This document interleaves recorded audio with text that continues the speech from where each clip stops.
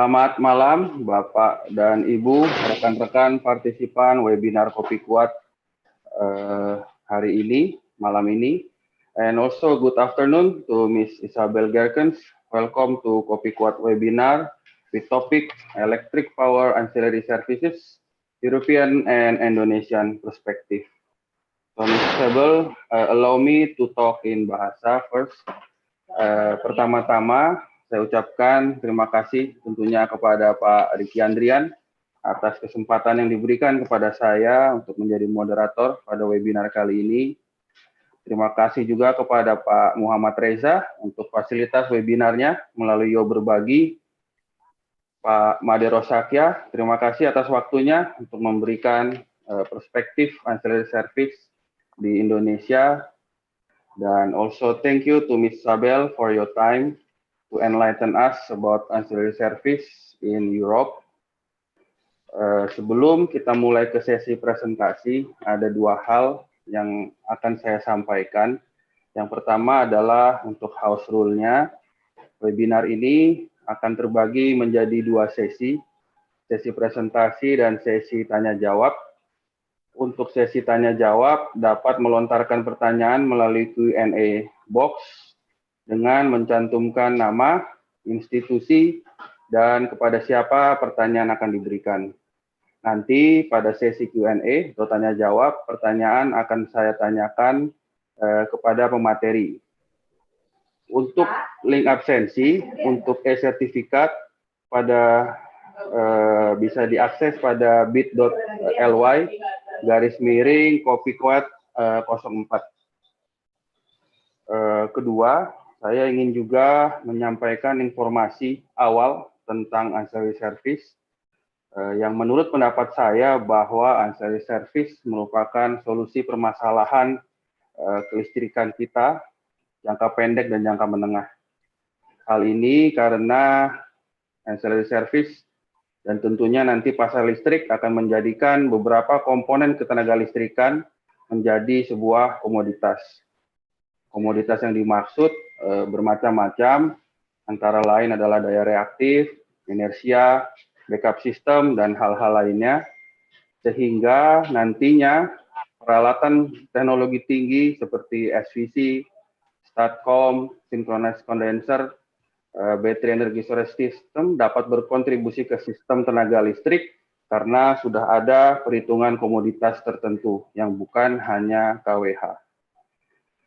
Untuk lebih lanjut, kita akan mendengarkan presentasi mengenai perspektif ancillary service di Eropa. For the first session, we will start with Mrs. Isabelle Gerkens. She is the head of regulation and market from Elia Grid International. So, Ms. Isabelle, I just make introduction about ancillary service in bahasa, and we hope you could give ancillary service perspective in Europe. You may proceed with your presentation. Please, Ms. Isabelle. Thank you very much. First of all, I'm very proud to take the floor here today and to share what we have lived in Europe the last years on ancillary services.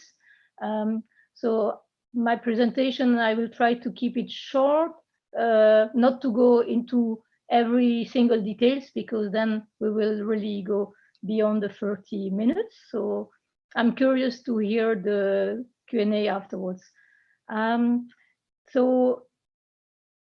does it work? This yeah. So who we are, and in a glance, because it's interesting to note that Elia Grid International, in fact, we are the consultancy company, but backed by two European TSO, transmission system operator in Europe, 50 Hertz in Germany and Elia in Belgium. 50 Hertz in Germany was facing the last 10 years a really large increase of renewable in his system. We are now around 60% of renewable, and we expect 100% of renewable for 32, so in a 10-year time. So of course we developed a lot of answers on ancillary services to be able to cope with this large integration of renewable. And based on that, we can advise worldwide those topics. So in my agenda, I will cope with those different topics. First is to explain you how we manage the balance in general in Europe, because it's not a central dispatch, but self-dispatch regime. And that has implication, of course, on the system of ancillary services and who is providing what and by when. Then to give you a little bit the legal framework and the European network codes who are organizing the ancillary services and how they are implemented in practice. To explain you the two market role for balancing and ancillary services, and then how we build in practice the ancillary services. It's on a market based, and so who can participate to this market, what kind of players, what kind of products, and the procurement process in Europe. And then I will close with the ongoing trend, who is to work more and more cross-border at a regional level, and so no more at for each country or each control zone. I think it's relevant for Indonesia as well, because you are on an archipelago system, so it's interesting to understand what can happen if you are on a cross-border. So that's the objective of today. Maybe first to explain, so this, of course, you know that the system has to be balanced in real time, and we have to cope with the needs and the source for this flexibility and this balance. So in Europe, we have divided the horizon of time in different markets. And so starting from the day ahead, then the intraday, and the closer we go to the real time, the more the TSO, so the system operator, is taking a leading role to be able to balance the system in real time. And we see that the day ahead, so 24 hours in advance, is the market parties, a specific role as market parties, the balancing responsible party, who has to forecast his portfolio and to be in balance. And then there are some gates, so in the intraday market, to enhance his portfolio with new prognosis. And close to the real time is really depending each country, they have or not this real time, but it's really to fine tune the balance forecast, but still on the market side. And on the real time, the TSO is activating or not what is needed as ancillary services. And depending the design, the local design, it can be a proactive balancing. So the TSO or the system operator has a larger role to activate the ancillary service it needs. Or it's a reactive balancing, and that's really close to real time when you see an imbalance in the system that he is activating reserves. Of course, depending the role of the system operator, if it's a bit larger, being proactive or only reactive, the size of the ancillary services and the characteristic of them might be different, of course. So that's the global vision. And of course, to incentivize the market participant, so the balancing a responsible party to be in balance, we have introduced an imbalance tariff, who is really to support and to guide him via this tariff to play the game and not to count on the activation of the system operator to have his portfolio balance ex post. So that's the general way of functioning in Europe. And I think it's really different to what you know in Indonesia. Here is the three, what we call balancing product, is the ancillary service known and used by the European system operator, very classic, but the wording can be different to what you know in your country. So we have the automatic activation for frequency. We have the primary control. Then we have, when the time is a bit longer, the activation. We have this automatic secondary control. Then the manual, the tertiary control, the manual frequency restoration reserve. So that are basically the three balancing products that we are using in Europe. In some countries, they have restoration reserves or inertia, but it's really limited to some specific countries who have inertia issue due to a weak system. Because in Europe, we are one continental region with large, very large islands. So in another situation, so our grid is more meshed. We have another situation than in Indonesia.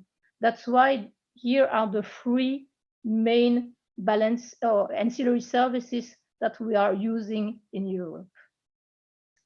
The organization, the legal framework is set in what we call the European network codes. You have maybe heard about that. There are several network codes, 3 families. One is focusing on the organization of the market. So what here are the blue ones. And what is interesting for us tonight is the electricity balancing. Is what is organizing the balancing and the ancillary service market. We have another deck of connection of code. There are the connection code, and that's linked to the requirement for the grid users or generation companies or demand, or this the load when they are connected, or HVDC connection.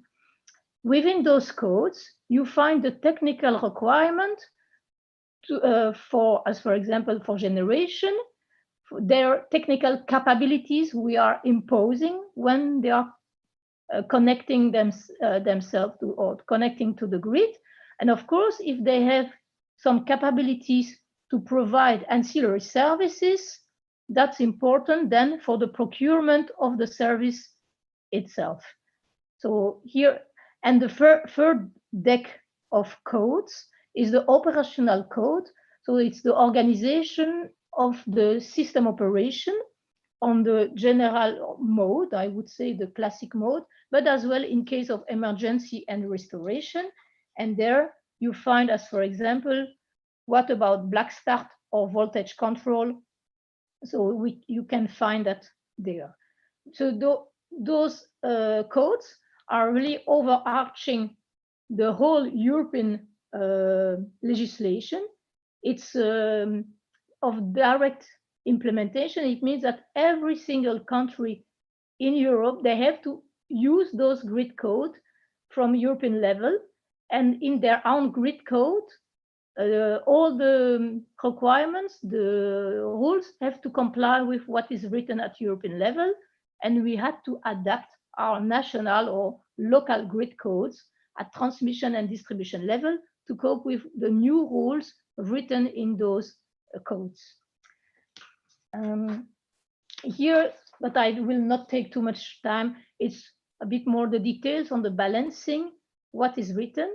One key elements to keep in mind regarding ancillary service and globally speaking, the balancing of the area is at European level, the vision is how could we create market to improve the market support to provide the ancillary services and to create a European level playing field. So the vision at European level was to standardize as much as possible the ancillary services requested by each system operator. So that's one angle. The second critical vision is how could we broaden the provider, so not to limit the the provision of ancillary services to only few kind of generation companies, but really to be able to have something, a very liquid market or a lot of potential from ancillary services, from generation, renewable, load, and so on. And the third aspect is how to create an integrated platform, an integrated market. So not only at local level, but at regional level, so for several countries, or even at European level. So that's in a nutshell what was the vision. So here it's just the explanation for blackout restoration service. They are organized by the two other codes, so the system operation guideline and the emergency and the restoration.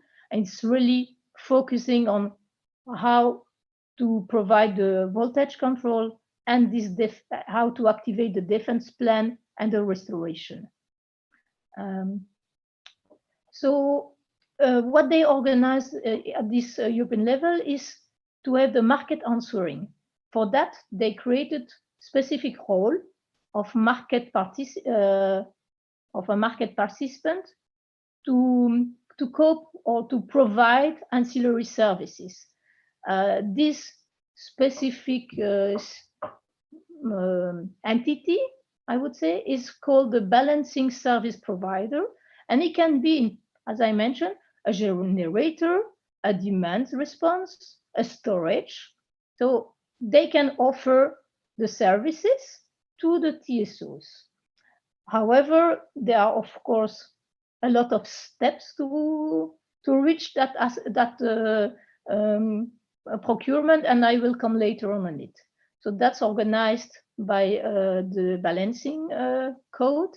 And the second role, who is critical in Europe, except for few countries, is this balancing responsible party, who is in fact responsible for the imbalance of a portfolio of connection point, and it's more a financial settlement and financial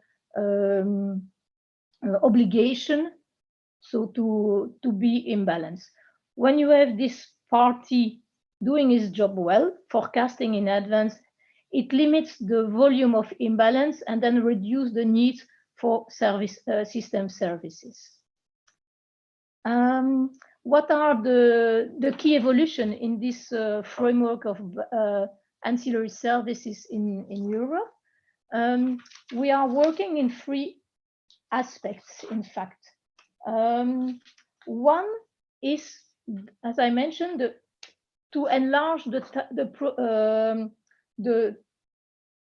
provider of the ancillary services. So the idea was to be neutral and to use all possible needs, so to increase the flexibility and not to depend on some few generation, maybe old ones, but really to have as much player as possible. So the ancillary service product, they are designed in such a way that quasi all type of technologies can participate and offer bids, services, or every kind or every level of voltage, or every voltage level at transmission or distribution level, and different type of market participant. Can be the load, it can be generation, it can be aggregator. I will give you some example. The second trend is to improve the procurement process. And the third one, as I mentioned, is really to have this regional integration. So having in mind your concern about integration of renewable and how to cope with this ancillary service market design, we had that issue around 10 years ago when integration of renewable became larger and larger in Europe. And we saw that due to the increase of renewable, we had less traditional generation power plants who were in the system because they were outside the merit order. So we had to find other solutions to find ancillary services and to enable participation of renewable in the ancillary services. And of course, you know that one of the key issue of renewable is that they are not predictable on the long run, and they are a bit volatile, intermittent, and so uncertain. And we designed, and you see here the solution, it's really obvious. We design our ancillary services characteristic in such a way that ancillary services are now able to participate to this call for ancillary services. So we have this procurement closer to delivery. So it's no more 1 month in advance or 1 week, is really the day before, or even we have a daily auction. We have product covering only few hours. So it's not for an entire day that the generation, the power plant is procuring ancillary services. We allow the aggregation, a pool of power plants to participate, or pool of to have one intermediate who is the aggregator, but behind a lot of delivery points, as we call that. And we have limited the size of a bid around 1 megawatt to allow small units to participate. And as for example, in Germany, we have worked a lot on a renewable control center, but you see here on the top some example of new type of technologies who are participating to this ancillary service market, as for example, electric boiler for secondary control, electric furnace for tertiary control, or even for primary control, aluminum electrolysis, so from the load side. We have distributed generation who are participating for secondary control. Of course, they have to be qualified, and it's not each of them who can just participate that way, but it showed the variety of and the kind of technologies who are able to provide ancillary services, and that it's a whole range of potential who have to be captured. So what happens for the procurement process in itself? So we have several steps. We have here on the top, we have the first, we qualified our provider.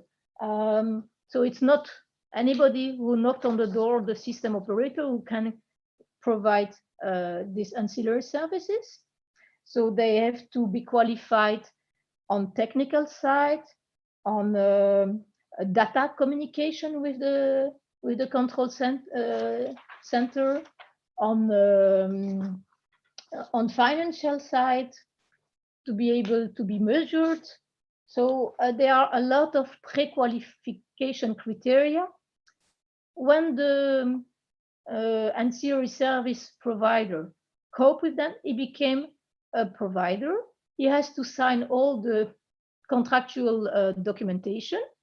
In Europe, we have in this European document framework a list of key elements to be written in the agreement. And then when the global framework is organized, he has to pre-qualify each and every delivery point, because usually he has a portfolio of points who can deliver one or several ancillary services as described or designed by the system operator. And I can tell you that every year the system operator changes sometimes some elements of his design depending his needs or new joiner who might come. So those the deliver points, so the portfolio of the ancillary service provider are pre-qualified by the system operator. And then when the ones who are pre-qualified, they can then participate to this market, who is organized by auction. on a daily basis, usually, maybe weekly, depending the product and the maturity of the system operator. So there is a call for tender. The service provider participate or not. He lists the delivery point he wants to have participate with a quantity and a price, and he has bid selected or not. And then we have the activation. So sometimes there is not activated because we don't need that for the day after. And thus the payment is as well organized on the phase for the contracted volume and then for the activated volume. So we pay depending, so the percentage is partially on the contracted volume and partially on the activated volume. And then we have the delivery, and we check if the delivery has been done on a proper way, the exact volume requested, the right ramping rate, the duration, all those aspects. So we have a huge compliancy process and testing to be sure that we can rely on the providers. So here you have the 5 gates. Here is just an example of procurement for the frequency containment reserve in Belgium. So you see before the auction, we have different elements up to simulation test, and then when the group or the delivery point is accepted, he can participate to the auction. Here again, there is a list as an example of technical criteria for a pre-qualification. So for each of the ancillary services, we list the technical criteria. It's publicly available, and every balancing service providers is informed and can participate. He knows exactly what is required by the system operator. So that's for the classic, I would say, the 3 type of reserves. I just add for the complete picture the procurement process for black start and voltage control. For black start, you see here I took some countries, and in fact it's a bit diverse. You have different way of doing it. It's not standardized at European level. So you see mostly it can be or bilateral agreement between the system operator and the black start entity. It can be a tender. It can be mandatory for some and bilateral for others. In fact, it's really each country has its own system. And the pricing, usually it's paid, the black start service, but it can be paid as bid or approved by a competent authority, or even not paid or negotiated. So it's really free room.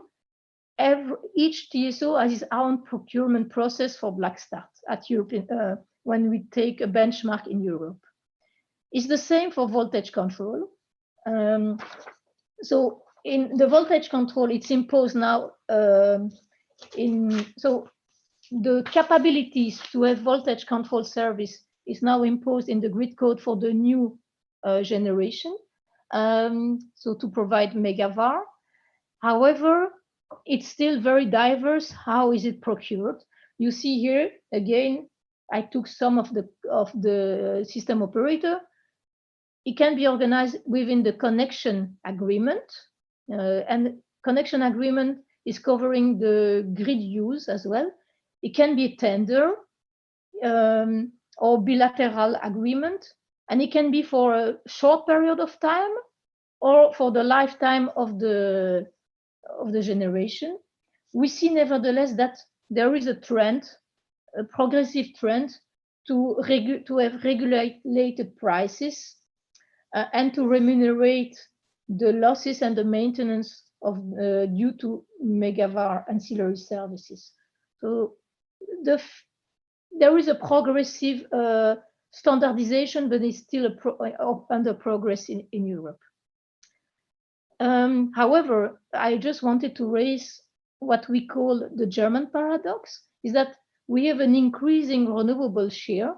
Here up to 2018, it was 40% of the load covered by renewable, but we see in parallel that the volume of ancillary services is highly decreasing.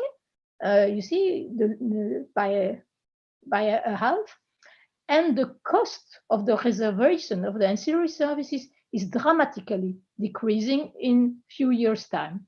And why and how? Because I think that's really interesting to have that, to keep that in mind, is because we, of course, the renewable units are still not completely forecastable. They are intermittent, but as explained, we use or we develop other elements to compensate those drawbacks, and in fact it was overcompensating them.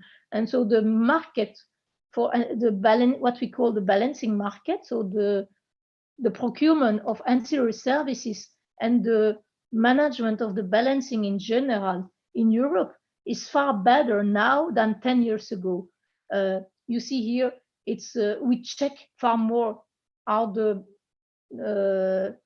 is each and every connection point balanced or not, because that gives a signal to limit the imbalance. We have worked a lot on the imbalance signal, so this tariff. We are working closer to the real time, so we can have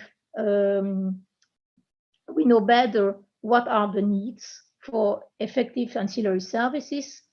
We have increased the liquidity of the ancillary services provider, so we have more choice, and of course then the cost is reduced. And we are working with the neighbor to pool some effect for the frequency and for some other ancillary services in order to limit the volume needed. And so I end with this one.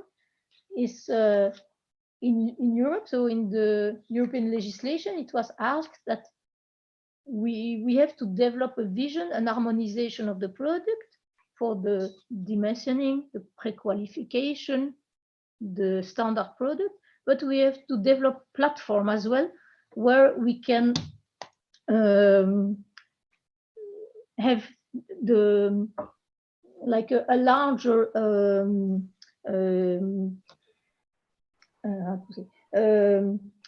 volume of ancillary services proposal, and to enlarge the possibilities of procurement.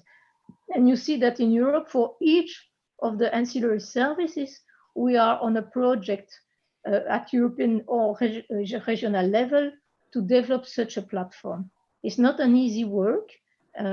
It's for some countries it's easier than for some others, but it's really a global trend, and I think some of the platform will be launched relatively in few months or few years time.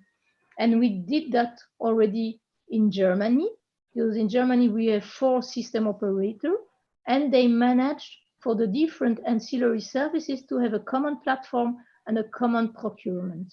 So we know that it can be. And so in your situation, as a conclusion, I think what is really important is to take into account your challenges, your global situation, and to see what kind of possible solution it's possible to put in place. So I have listed several of challenges I understood, but maybe I'm not fully right. Is you have a growing trend of renewable energy who will come in your grids, so you have to cope with this impact. having in parallel old and expensive and polluting generation power plants who are procuring ancillary services, so how to deal with this issue. And if you want to go in a more competitive or market side for ancillary services, it's important to be more neutral, fully transparent, to create no distortion. And the two elements I have seen is that in your grid code, it's not, it can be improved, it can be completed to frame the ancillary services, and you are in an archipelago situation where it's not that easy neither to create a market and a flow of having enough liquidity and competing ancillary services provider. So there are different solutions and things to be done.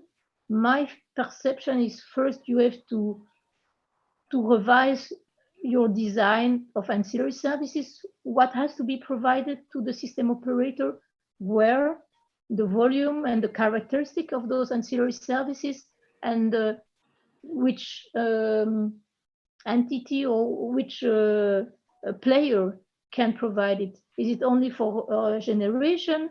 Can the load participate, or maybe storage? That's it's interesting because it's really the.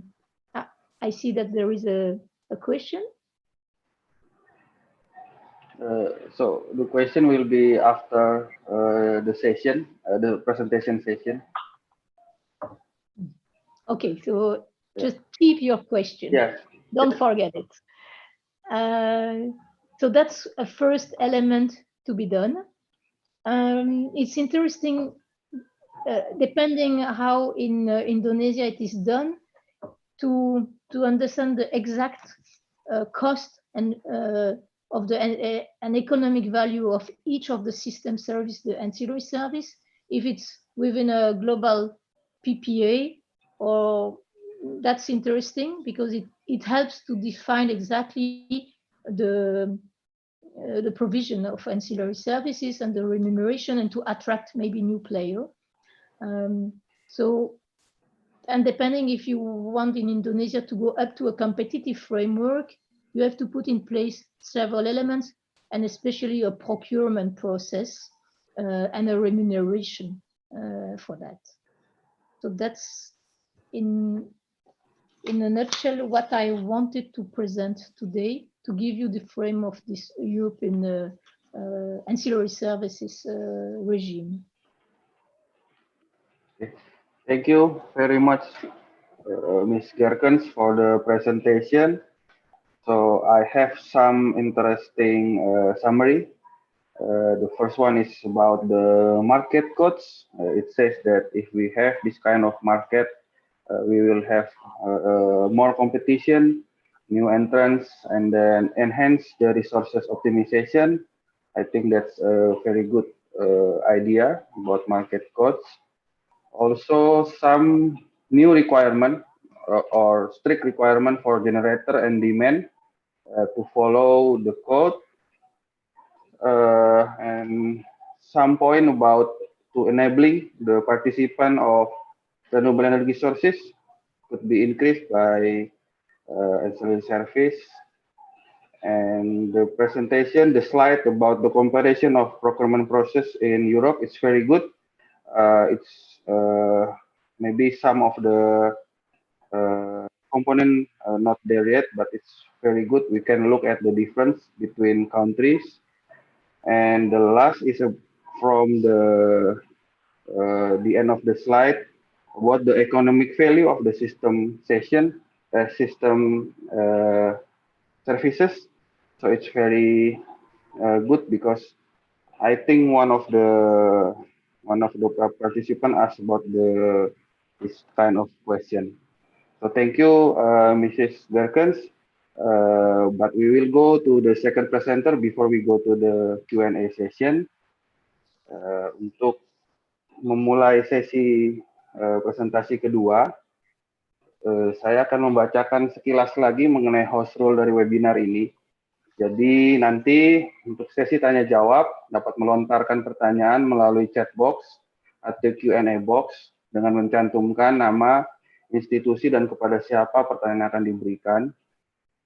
Lalu pertanyaannya akan ditanyakan oleh saya, akan dibacakan oleh saya pada sesi Q&A kepada pemateri.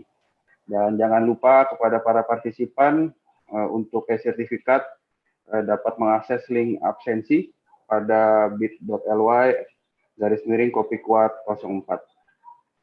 Nah, setelah mendengarkan presentasi dari Eropa, sekarang kita akan coba mendengarkan presentasi mengenai perspektif ancillary service di Indonesia oleh Pak Moderator Sakyat. Pak Moderator Sakyat adalah Power System Planning Expert. Beliau merupakan mantan Kepala Divisi Perencanaan Sistem di PLN. Beliau juga adalah mantan atasan saya waktu di DISIS. Untuk itu, waktu dan tempat saya persilakan kepada Pak Made. Silakan Pak.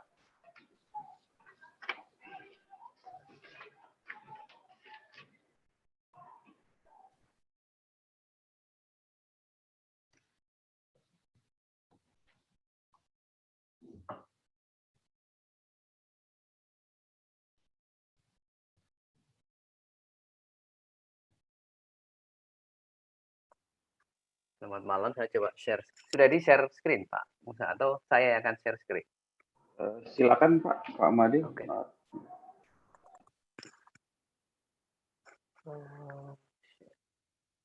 Oh, sharing screen. Oke.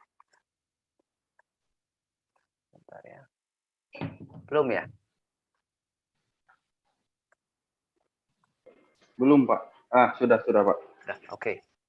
Baik, selamat malam Bapak-bapak dan Ibu-ibu sekalian yang banyak yang berpartisipasi di dalam Kopi Koeat webinar ini. Saya akan menyampaikan mengenai perspektif ancillary service dari sisi Indonesia. Memang secara garis besar nanti saya akan menyampaikan dari sisi commercial arrangement-nya seperti apa. Karena mengenai ancillary service tadi sudah disampaikan Pak Musa, juga sudah disampaikan oleh Miss Gerkens. Baik, untuk menyingkat waktu saya akan mulai. Ya. Ini saya kira dari sisi definisi tadi sudah disampaikan juga. Tadi pada dasarnya adalah mungkin saya forward ya. Jadi pada dasarnya ancillary service itu adalah untuk meningkatkan dan menjaga operasi dari sistem tenaga listrik itu supaya reliable, andal. Ya. Nah, yang bertanggung jawab tentu saja biasanya disebut grid operators ya, atau kalau di PLN rata-rata AP2B atau P2B atau P3B dalam hal ini. Nah, grid operator memang harus tetap memonitor ya, membuat perubahan dari salah satunya untuk balancing system ya, untuk membuat supaya operasi itu menjadi reliable. Siapa yang melakukan ancillary service? Tentunya seluruh grid user, baik dari sisi generator, dari sisi transmisi maupun distribusi. Apa saja? Saya kira juga tadi sudah disampaikan, ada frekuensi kontrol, voltage compensation, ya, operational management. Saya melihat operational management yang dilakukan oleh P2P itu juga sebagai sebuah ancillary service dan supply recovery. Nah, sebelum kita nanti melihat dari sisi bagaimana ancillary service itu diadakan di Indonesia, kita akan melihat dulu bagaimana mekanisme jual beli maupun mekanisme transaksi ya, mekanisme transaksi yang terjadi di Indonesia. Jadi struktur industri kita sudah tahu bahwa itu merupakan vertically integrated ya, dan ada satu utility, dalam hal ini sebagian besar kalau di Indonesia adalah PLN yang memegang wilayah usaha. Saya menyebutnya itu sebagai single seller. Ya. Single seller memang at the end nanti menjadi single buyer, tetapi di dalam secara legal disebut sebagai single seller, pembeli penjual tunggal ke customer, karena wilayah usaha itu untuk penjualan. Ya. Private participation itu ada di sisi generator sekarang, walaupun di transmisi distribusi juga memungkinkan secara regulasi, tetapi saat ini yang ada adalah generator ya, yang mempunyai PPA. Di dalam PPA ada dua pembayaran, yaitu capacity contract dan energy payment. Energy payment itu KWH, capacity contract dalam bentuk daya. Ya. Nah, ancillary service di Indonesia itu incorporated di dalam capacity payment, karena energy payment-nya adalah dibayar pass-through. Ya. Jadi sebetulnya di dalam PPA tersebut sudah, walaupun tidak dinyatakan secara nyata, tetapi sebetulnya pembayaran kapasitas itu di dalamnya termasuk kemampuan untuk penyediaan dari ancillary service. Short term contract juga ada, yaitu di sini di excess power saya kira ya, di rental ini dengan short term contract, tapi ini non firm ya, sehingga pembayarannya hanya energy payment, walaupun ada beberapa kalau di rental ada beberapa kewajiban take or pay dan sebagainya, tapi sebagian besar pembayarannya dalam bentuk energy payment. TSO dalam hal ini mengendalikan ya bagaimana ancillary service disediakan. Ini hanya sebagai tambahan saja bahwa ada memungkinkan sekarang dengan adanya regulasi sebuah private pembangkit ya, dengan private customer itu bisa mengadakan kontrak tersendiri dengan power wheeling, transmisi, dengan mengalirkan dayanya lewat PLN ya, transmisi dan distribusinya PLN. Dari sisi transaksi itu, kalau dari sisi energi kita bisa melihat bahwa memang arahnya dari pembangkit ke transmisi, distribusi, retail dan customer ya. Sementara TSO dan DSO itu adalah mengendalikan tadi di sisi distribusi, ancillary service dikendalikan oleh DSO, di sisi transmisi dikendalikan oleh TSO dalam hal ini. P2P di sini dalam hal ini adalah pengatur distribusi.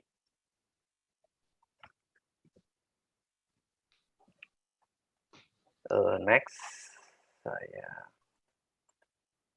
dari sisi transaksi, karena merupakan single seller, maka uangnya masih terpusat di utility ini, kalau di Indonesia di PLN pusat ya. Nah, di PLN pusat dengan pembangkit itu single seller ini melakukan kontrak dengan seluruh pembangkit, terutama dengan IPP tadi ya. Ada capacity payment dan ada energy payment. Sementara untuk yang short term itu excess dan rental itu dibayar dalam bentuk energy payment. Seperti saya sampaikan tadi, tidak ada spesial yang menyatakan ini untuk ancillary service di dalam PPA, tapi sudah masuk di dalam capacity payment. Ini perlu saya sampaikan bahwa sebetulnya kalau misalnya sebuah pembangkit IPP yang tidak dibebani penuh, mereka tetap diperlukan dari sisi kapasitasnya untuk reserve tadi ya, untuk cadangan. Sehingga memang kapasitas itu harus dibayar karena itu diperlukan PLN untuk reserve, dan saya kira setiap sistem memerlukan reserve. Jadi pembeliannya tidak hanya energi saja, tetapi kalau toh itu tidak dibebani penuh, itu juga masih berfungsi karena reserve-nya akan terpakai. Ya. Sementara itu DSO, kemudian TSO, transmisi, distribusi, itu adalah unit dari PLN, dari utility ini, sehingga hubungannya dalam bentuk komersialnya dengan performance kontrak. Masih semacam cost center ya, cost center. Ya. Nah, bagaimana dengan kondisi ini kita bisa lihat bahwa yang tersedia satu, kalau kita lihat bahwa untuk ancillary service ya memang harus direncanakan oleh utility ini agar transmisi dan distribusi nanti bisa menyediakan baik transmisi, distribusi maupun pembangkit ya, bisa menyediakan ancillary service sehingga TSO dan DSO itu bisa mengatur sistem secara andal dengan kualitas yang memenuhi. Jadi ini sebagian besar adalah menjadi tugas dari single seller untuk merencanakan. Ya. Sementara itu memang ini belum ancillary service untuk private, ini harus dijajarkan oleh mereka. Kalau toh mereka memerlukan ancillary service dari sisi transmisi, mereka harus membayar melewat power wheeling charge ya, di dalamnya. Nah, provisinya gimana? Saya kira tadi juga sudah disampaikan oleh Ms. Gerkens bahwa ada beberapa ancillary service yang memang harus disediakan, mandatory ya, mandatory. Bentuknya pengadaannya memang berbeda, sangat berbeda dengan yang market ya. Tetapi hal yang sama adalah bahwa ada beberapa hal yang ancillary service ini harus disediakan bagi setiap user yang masuk ke dalam sistem tenaga listrik itu, ke dalam distribusi kalau masuk ke distribusi. Dan itu biasanya tertulis dalam grid code maupun distribution code, apa saja yang harus disediakan oleh sebuah pembangkit atau transmisi atau beban yang besar ya, itu terhadap sistem. Ini tidak dibayar ya. Salah satu hal yang kalau saya lihat di grid code yang jelas disebut, ini hanya untuk pembangkit, itu governor response. Di situ di dalam grid code yang di Indonesia itu disebut harus punya. Kemudian juga beberapa juga mengenai voltage control ya. Voltage control juga harus mempunyai kemampuan untuk menyediakan ancillary service di level tertentu. Nah, pengadaan untuk vertically integrated yang tidak mandatory tentunya harus disediakan mengenai utility asset yang sekarang dilakukan oleh PLN itu hampir semua ancillary service di luar yang mandatory itu disediakan oleh utility. Black start, kemudian kompensator untuk pengendalian daya reaktif, pengendalian tegangan, menjaga kualitas. Kemudian beberapa pembangkit yang fast respon itu memang disediakan oleh PLN. Nah, hal yang mungkin perlu kita pikirkan adalah mengembangkan ini supaya tidak seluruhnya menjadi beban utility. Bisa saja kita melakukan kontrak-kontrak pengadaan ya, dalam bentuk kontrak, dalam bentuk pengadaan seperti PPA begitu dengan third party, tetapi untuk penyediaan ancillary service. Struktur tarifnya seperti apa? Saya kira tadi sebagai gambaran kita bisa lihat di Eropa ada contracted, ada activated ya. Jadi strukturnya bisa saja seperti PPA, ada fixed payment, ada variable payment di mana variabel untuk penggunaan, kemudian yang contracted itu adalah untuk seperti fixed payment-nya adalah untuk pengembalian modal. Ya. Market structure saya kira tadi sudah disampaikan oleh Ms. Gerkens menggunakan commodity ancillary service market ya. Nah, kita ke Indonesia, kita lihat grid code regulate ancillary service management dan requirement. Jadi ini adalah yang mandatory ya. Itu tertulis di grid code, sebagian besar itu ada di connection code di dalam ini ya, aturan penyambungan itu ditulis, kemudian juga bagaimana manajemen ancillary service itu tertulis di dalam aturan operasi ya. Dan yang lain transmisi yang mandatory, yang di luar mandatory biasanya disediakan oleh utility ya, oleh PLN sendiri ya. Baik dari sisi transmisi maupun pembangkit. Dari sisi transmisi voltage support ya. Dari sisi pembangkit ada black start, ada reserve management, ada frequency regulations dan sebagainya. Nah, contoh untuk yang generator misalnya tadi saya sudah sampaikan adalah frequency response dan voltage regulations. Untuk PPA tadi juga sudah saya sampaikan bahwa itu incorporated di dalam capacity payment, terutama adalah reserve ya, terutama adalah untuk cadangan ya. Jadi penggunaan cadangan itu diperhitungkan di dalam keseluruhan sistem ancillary service penyediaannya dan disediakan termasuk oleh IPP. Hanya permasalahannya memang ini yang harus kita perkuat, kita perlihat bahwa sampai saat ini tidak ada penalti atau tidak ada disinsentif bila gagal ya, terjadi kegagalan sebuah pembangkit atau sebuah IPP itu gagal untuk menyediakan ancillary service bila diminta oleh P2B atau diminta oleh TSO-nya. Ini yang memang perlu kita pikirkan untuk hal-hal yang masa-masa mendatang. Jadi ini secara ringkas saya kira dispatching management TSO atau dispatching unit manage ancillary service. Most ancillary service itu disediakan oleh utility ya. Ini yang mungkin kita pikirkan untuk berkembang ke masa depan, bagaimana kita mengembangkan untuk procure ancillary service seperti PPA ya untuk IPP. Ini tidak ada penalti mekanisme untuk disobedience. Ini juga yang mungkin perlu kita pikirkan. Dan on PPA saya kira ini sudah saya sampaikan. Ini adalah presentasi saya, tapi dari sisi ini saya bisa sampaikan beberapa follow up. Memang yang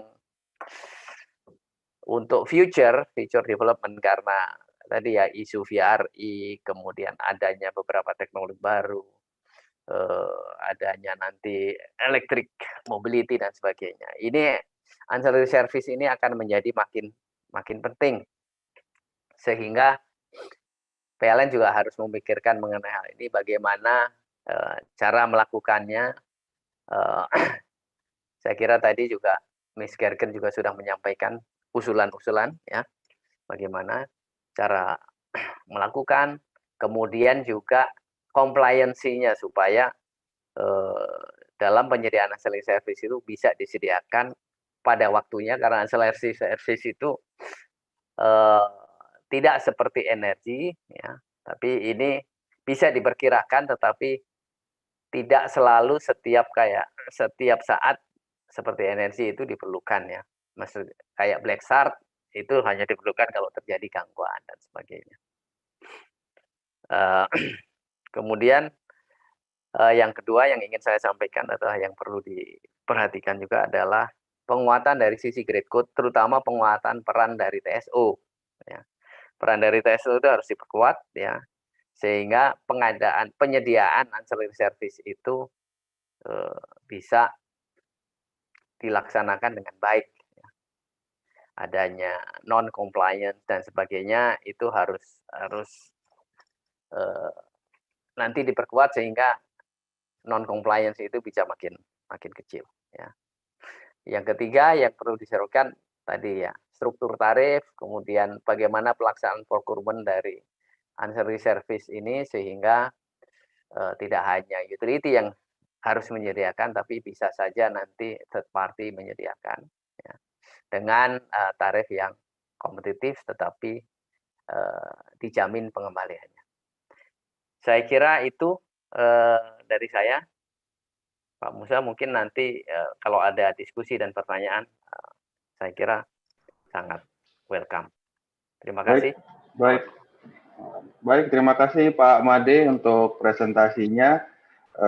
Mungkin beberapa hal yang menarik dari presentasi Bapak.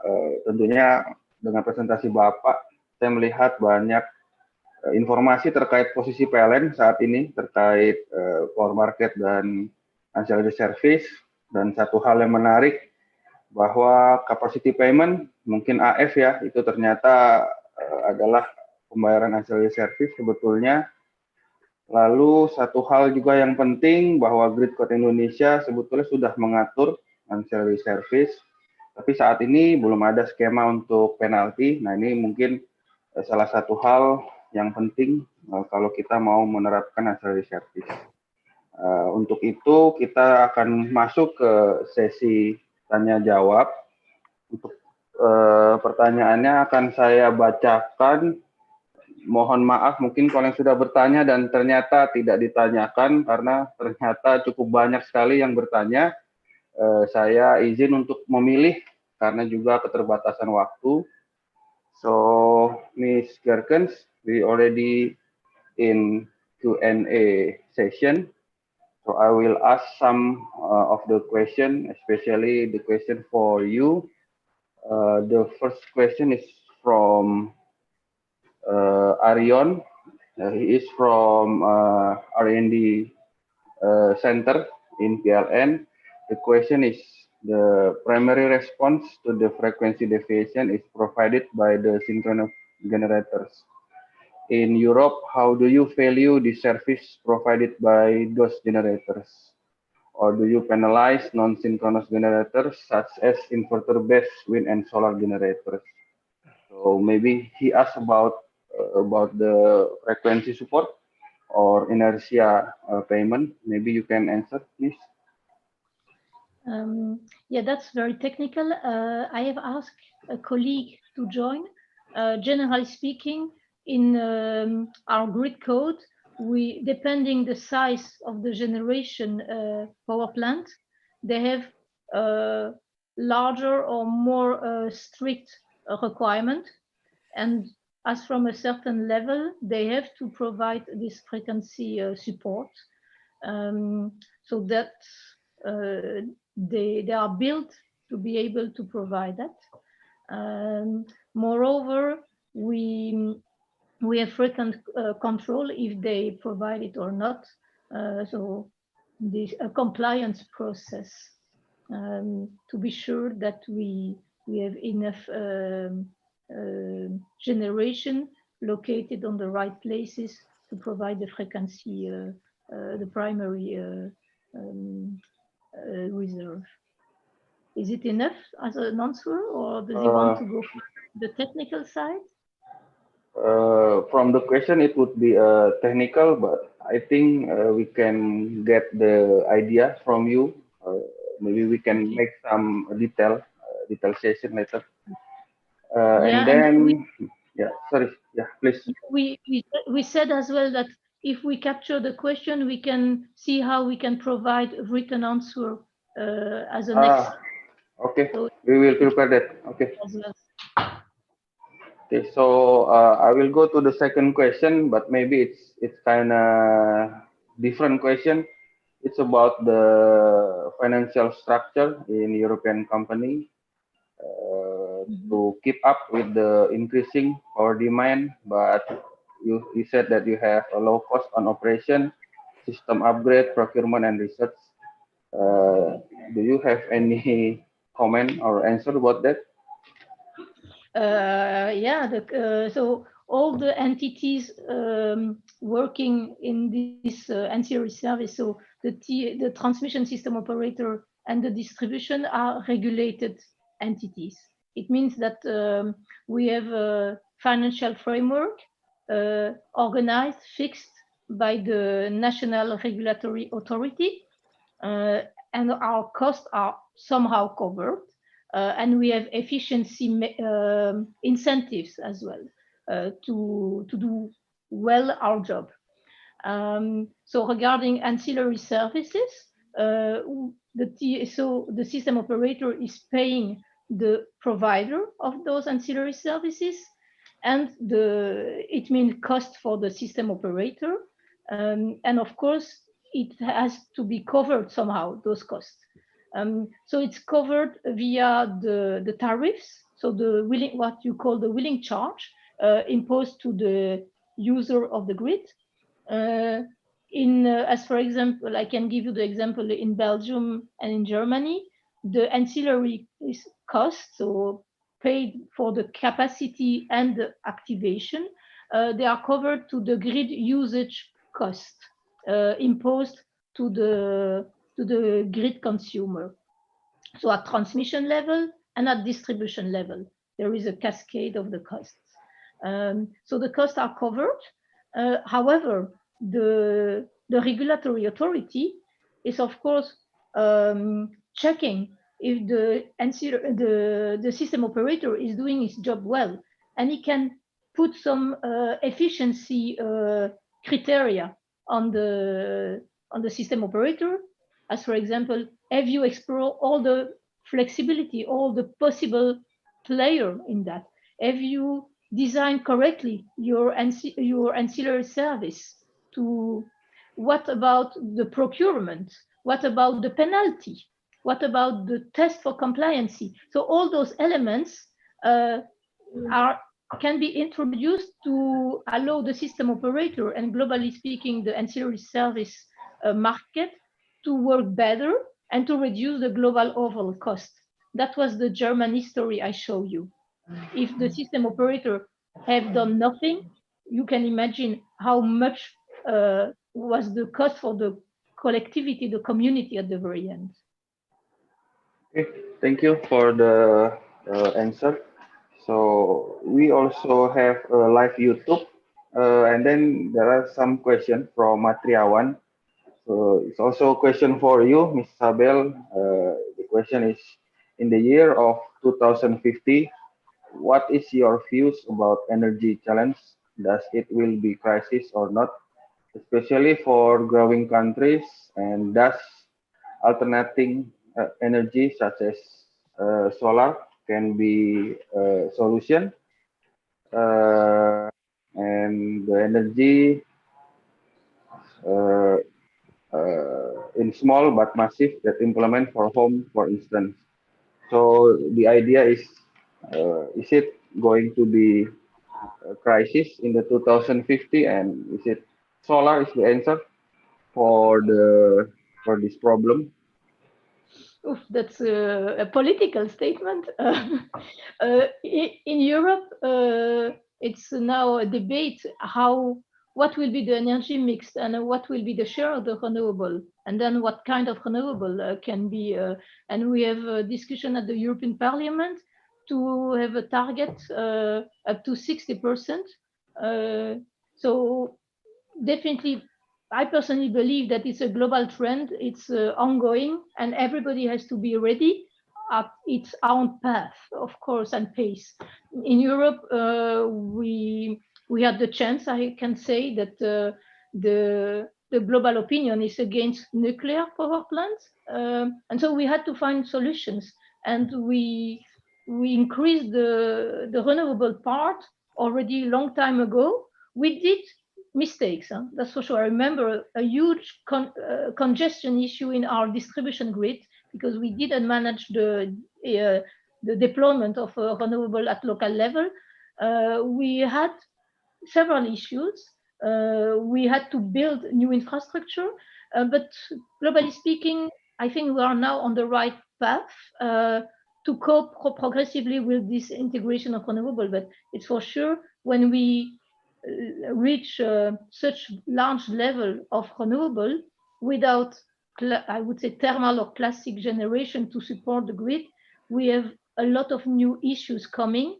And in Europe, we are still adapting our answers to have more intermittent, more renewable in the system. Maybe storage solution, maybe demand side, because demand is part of the solution to be flexible. what about the capacity means for the marginal needs where the renewable cannot be there, investment in the grid. I think we can do at least 3 other webinars on the topic. But it's definitely a global package of solution to cope with this large challenge. Okay, thank you, Ms. Gerkens. I think so many questions to you, but let me change to Pak Made. Question for Pak Made, you can take a rest. Okay. Thank you. Baik Pak Made, kebetulan ada beberapa pertanyaan juga ke Bapak. Jadi saya yang pertama dari Revi Aldrian dari PLN Pusat, Pak. Pertanyaannya sebetulnya menurut Bapak ancillary service apa yang paling kritikal dan yang seharusnya dimonetarisasi oleh PLN dan kenapa? Dan juga pertanyaan lanjutannya adalah apakah skema tarif premium ke pelanggan itu juga termasuk ancillary service kepada pelanggan? Silakan Pak Made. Baik, terima kasih Pak Musa. Jadi pertama tadi mengenai ancillary service apa saja yang paling penting ya? Betul Pak. Yang saat ini diperlukan.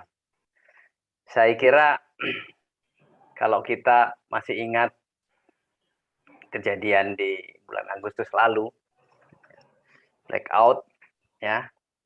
Salah satu hal yang mungkin perlu dilihat adalah tadi ya, bagaimana respon frekuensi dari sistem agar kalau terjadi sebuah gangguan itu bisa direspon dengan baik.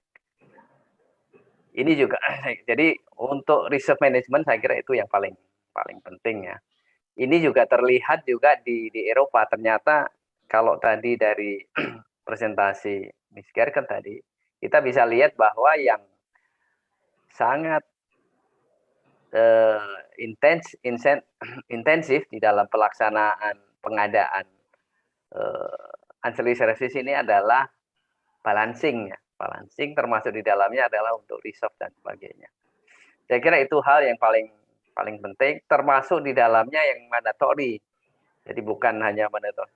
Jadi frekuensi itu dari sisi mandatorinya, bagaimana misalnya gubernur free-nya harus dilaksanakan. Kemudian compliance-nya, itu penaltinya juga harus jelas. Yang so far saat ini kalau tidak ya paling dalam bentuk surat saja kan biasanya. Itu yang saya lihat yang paling penting. Memang nanti voltage dan sebagainya, voltage regulation dan sebagainya, itu juga penting ya, tidak bukannya. Tapi yang paling penting saya melihat adalah reserve regulation, sehingga ini bisa kita lihat kalau bukan hanya di Jawa Bali, tapi di sistem-sistem terutama di Sulawesi dan sebagainya. Itu saya kira mengenai pengaturan frekuensi ini sangat penting.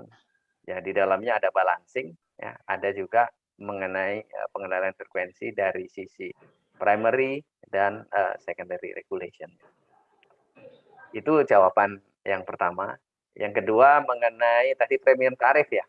Ya, tarif premium pelanggan. Ya, saya kira justru perbedaan sebuah barang itu kan, jadi kalau ancillary service itu kan, kalau kita lihat KWH itu adalah sebuah, kalau kita lihat supaya yang bisa dilihat, kalau hotel ya kamarnya saja misalnya, atau kalau mobil ya mobil yang bisa jalan ada kursinya dan sebagainya. Tetapi justru yang membuat ancillary service harus kita lihat seperti penambahan kenyamanan, penambahan convenience di dalam penggunaannya. Jadi kalau premium saya kira ya peningkatan reliability, kualitasnya juga akan lebih bagus. Saya kira itu juga mengapa tarifnya lebih tinggi. Yang lebih tinggi itu adalah untuk peningkatan di dalam penyediaan ancillary service. Kalau KWH-nya ya sama, saya kira kita melihatnya seperti itu. Saya kira itu Pak Musa. Baik Pak Made, terima kasih. Satu lagi Pak, pertanyaan dari YouTube nih Pak, dari Abdan. Pertanyaannya adalah apakah ancillary service hanya ada di jaringan transmisi dan diatur oleh TSO Nah, apakah DSO tidak bisa melakukan ancillary service juga, Pak, di jaringan distribusi? Ya. Baik, terima kasih. Pak Abdan ya.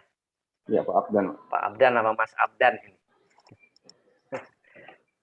Tapi tidak tahu dari mana ya ini ya. Baik.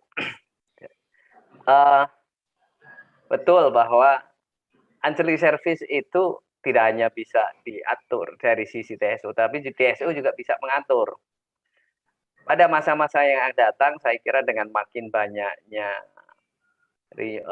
VRI, ada PLTS, ada PLTB, yang mungkin nanti justru sebagian besar ada di sisi distribusi, maka peran DSO ini akan meningkat untuk juga penyediaan dari sisi ini untuk ancillary service. Mungkin memang bukan untuk frekuensi ya. Kalau untuk frekuensi kan harus diatur secara terpusat ya.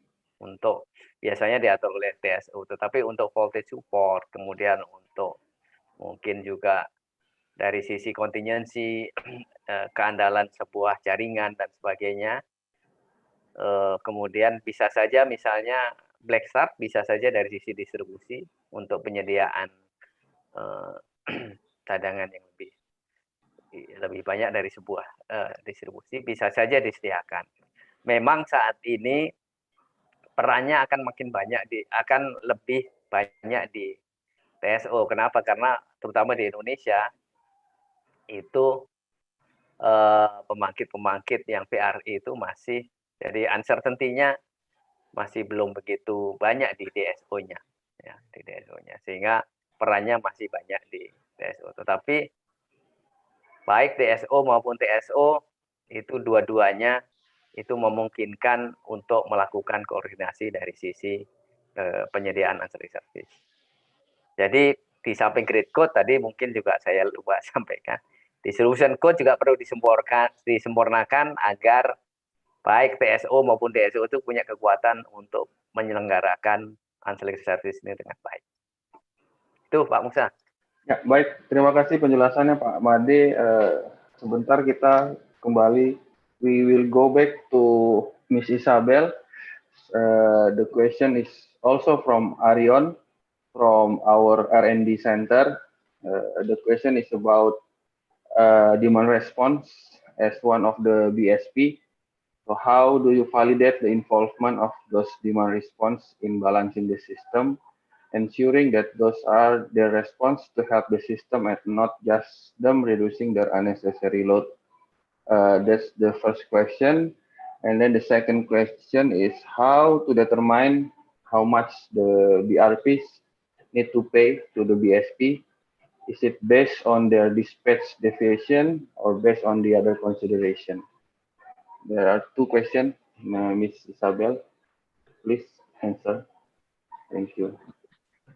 Okay, I will start answering the second one because I think the first one is more technical and I will leave my colleagues answering and complete if needed. So regarding the payment of the balancing responsible party, so the one who is supposed to be a portfolio imbalance, if I suppose is that the question. So in fact, it's paid or not depending the situation of his portfolio. Is it balanced or not? Balance means no deviation of what the portfolio was expected, so for his schedule. So it is sharing the schedule in advance, or and then it's ex post. There is a check of all the meters to see if the injection of the offtake are completely aligned with what is foreseen in his schedule. And there is a formula, this imbalance tariff, but it's not paid by the participant, by the load or the ancillary service provider. It's paid by the system operator. And in fact, it's an incentive to be balanced correctly. So ideally case, he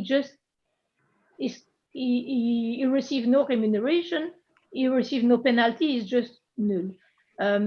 but of course, there are always deviation if the portfolio is a bit large or if there is any situation.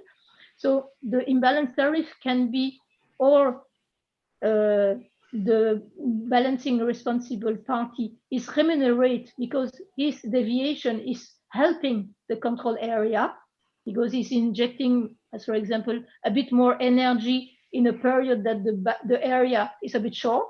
So in fact, he's helping the zone, and for that he's remunerated. And it can be the opposite if the situation of the balance of the imbalance of his portfolio is prejudicing a bit more the situation of the zone. And the imbalance tariff is organized to create an incentive, and usually depends of we know we have like 30 countries in Europe, but the countries I know, they linked this tariff to the wholesale price, the price of the energy on the wholesale market, so to avoid any gain. And this money is paid by the system operator or is asked to with an invoice to the balancing responsible party. So it's really a financial relation between the BRP and the system operator. The balancing service provider has nothing to do with this imbalance settlement. So that's for the other answer. I don't know, maybe my colleague Eamon can answer. So the role of the load and the demand side in the ancillary services. Eamon, can you, or is it Eamon already got into panelist? I think so. Otherwise, we keep the. So maybe I can just answer generally speaking. The load has, so the balancing service provider who is using the load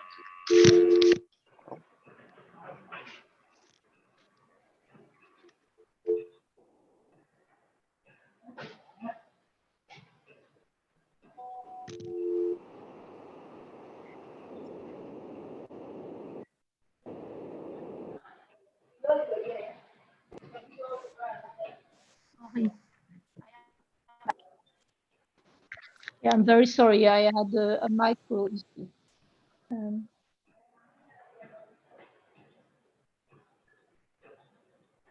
Do you hear me? Yeah, I can still hear you. My micro.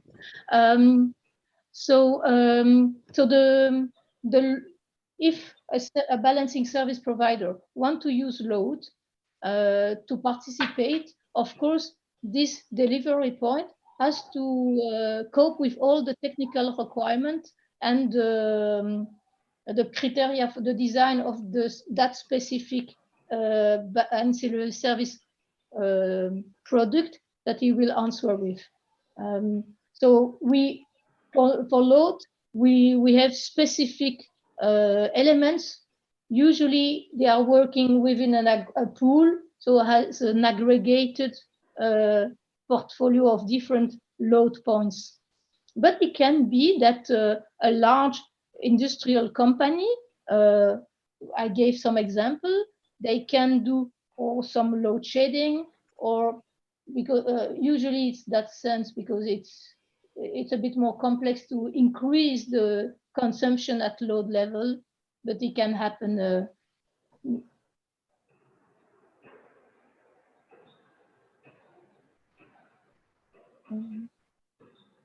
I don't know if my colleague is there. Maybe he haven't joined the panelist, so he cannot answer. Okay.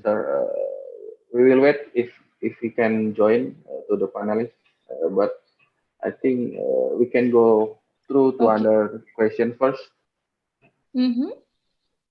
Okay, the question came from Benafert from our load dispatch center, Jawa Bali Load Dispatch Center. There are 3 questions.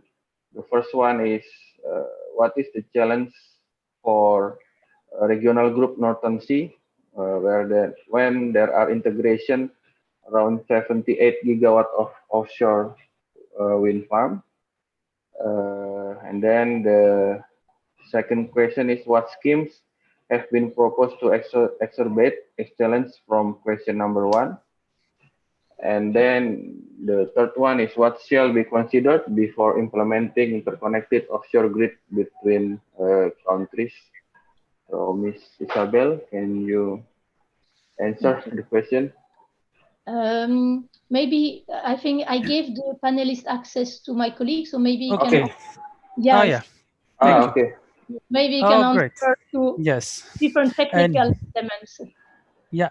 Sorry again. Can you repeat the question, because I had issues, but now I fully can hear you. Yes. Sorry. So there are one question is from our R&D center. It's about how to calculate the primary response, the frequency support. Yes. Can you answer? Yes. For the primary control, it's defined in the whole continental Europe synchronous area, because the frequency is common between all the LFC blocks. For calculation, we take into consideration the sizing incident, which is the loss of 2 nuclear power plants in France. This comes to 3,000 megawatt loss, which corresponds to like roughly 140 millihertz of loss if we consider a K factor of 23,000 megawatt per. Oops. Oh.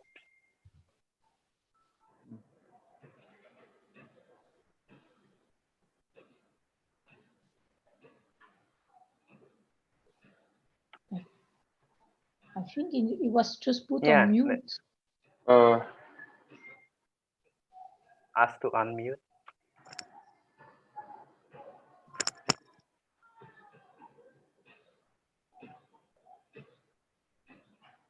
Okay, hello? Can you hear me now? Yes. Yeah, I can hear you. So I was saying that these 3,000 megawatt, they are shared among all the countries in the synchronous continental Europe based on pro rata. So we take for the previous year the sum in production, and recently we also include the load, and then we divide it to the total. So the more you have production, the more you have load, the more is your K factor is bigger.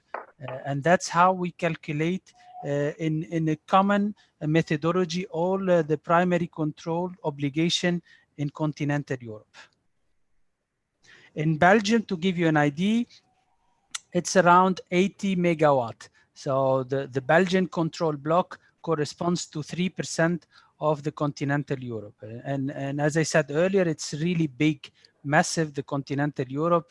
You should look at 29,000 megawatt per each hertz, meaning if you want to lose 1 hertz in the 50 hertz frequency, that will correspond to 23,000 megawatt of loss, or in either direction.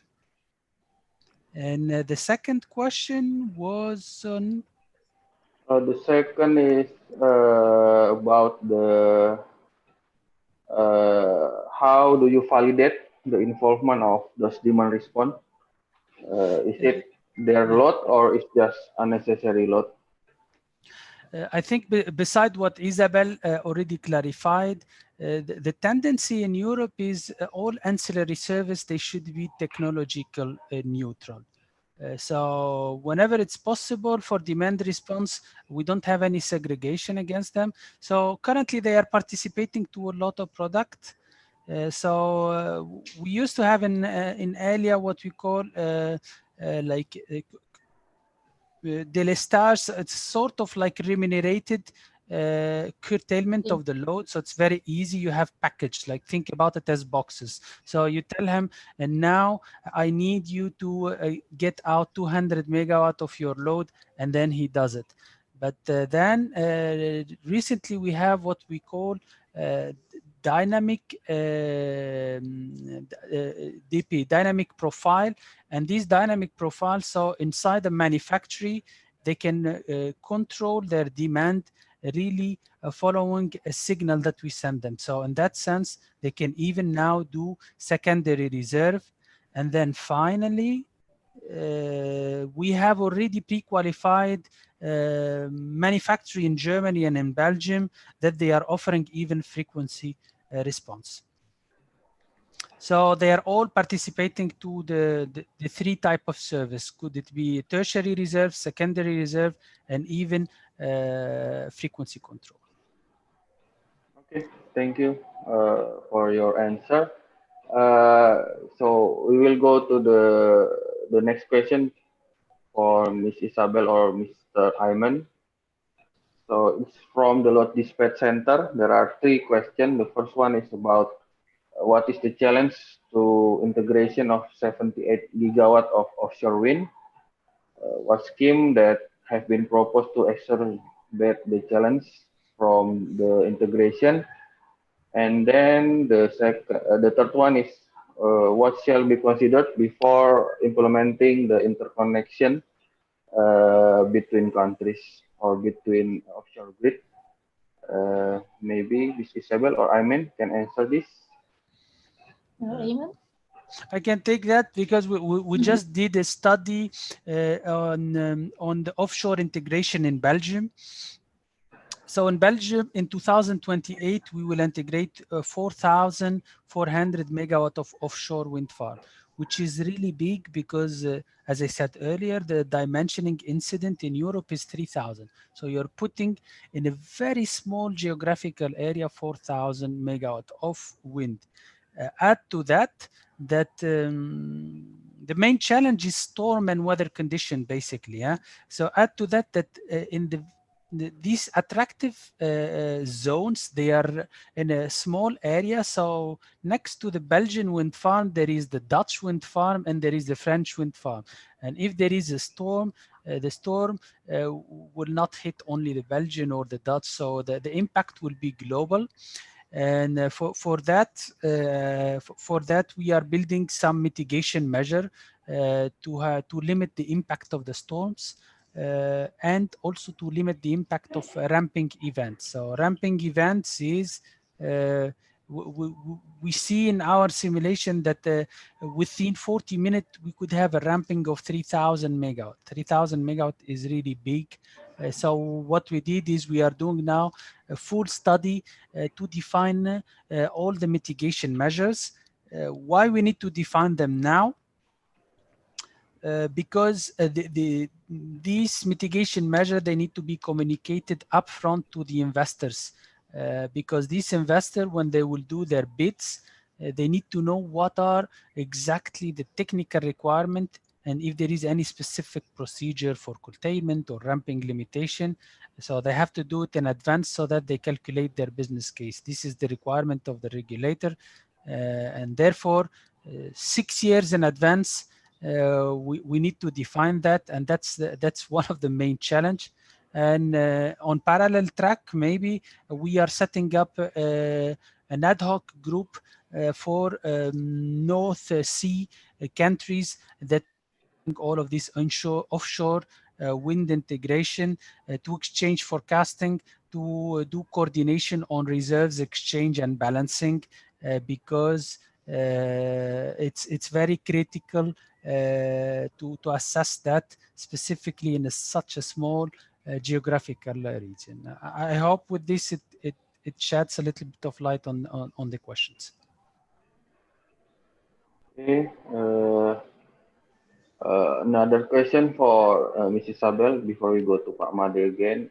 So this is also from Ahmad Murdani, also from Logistics Center.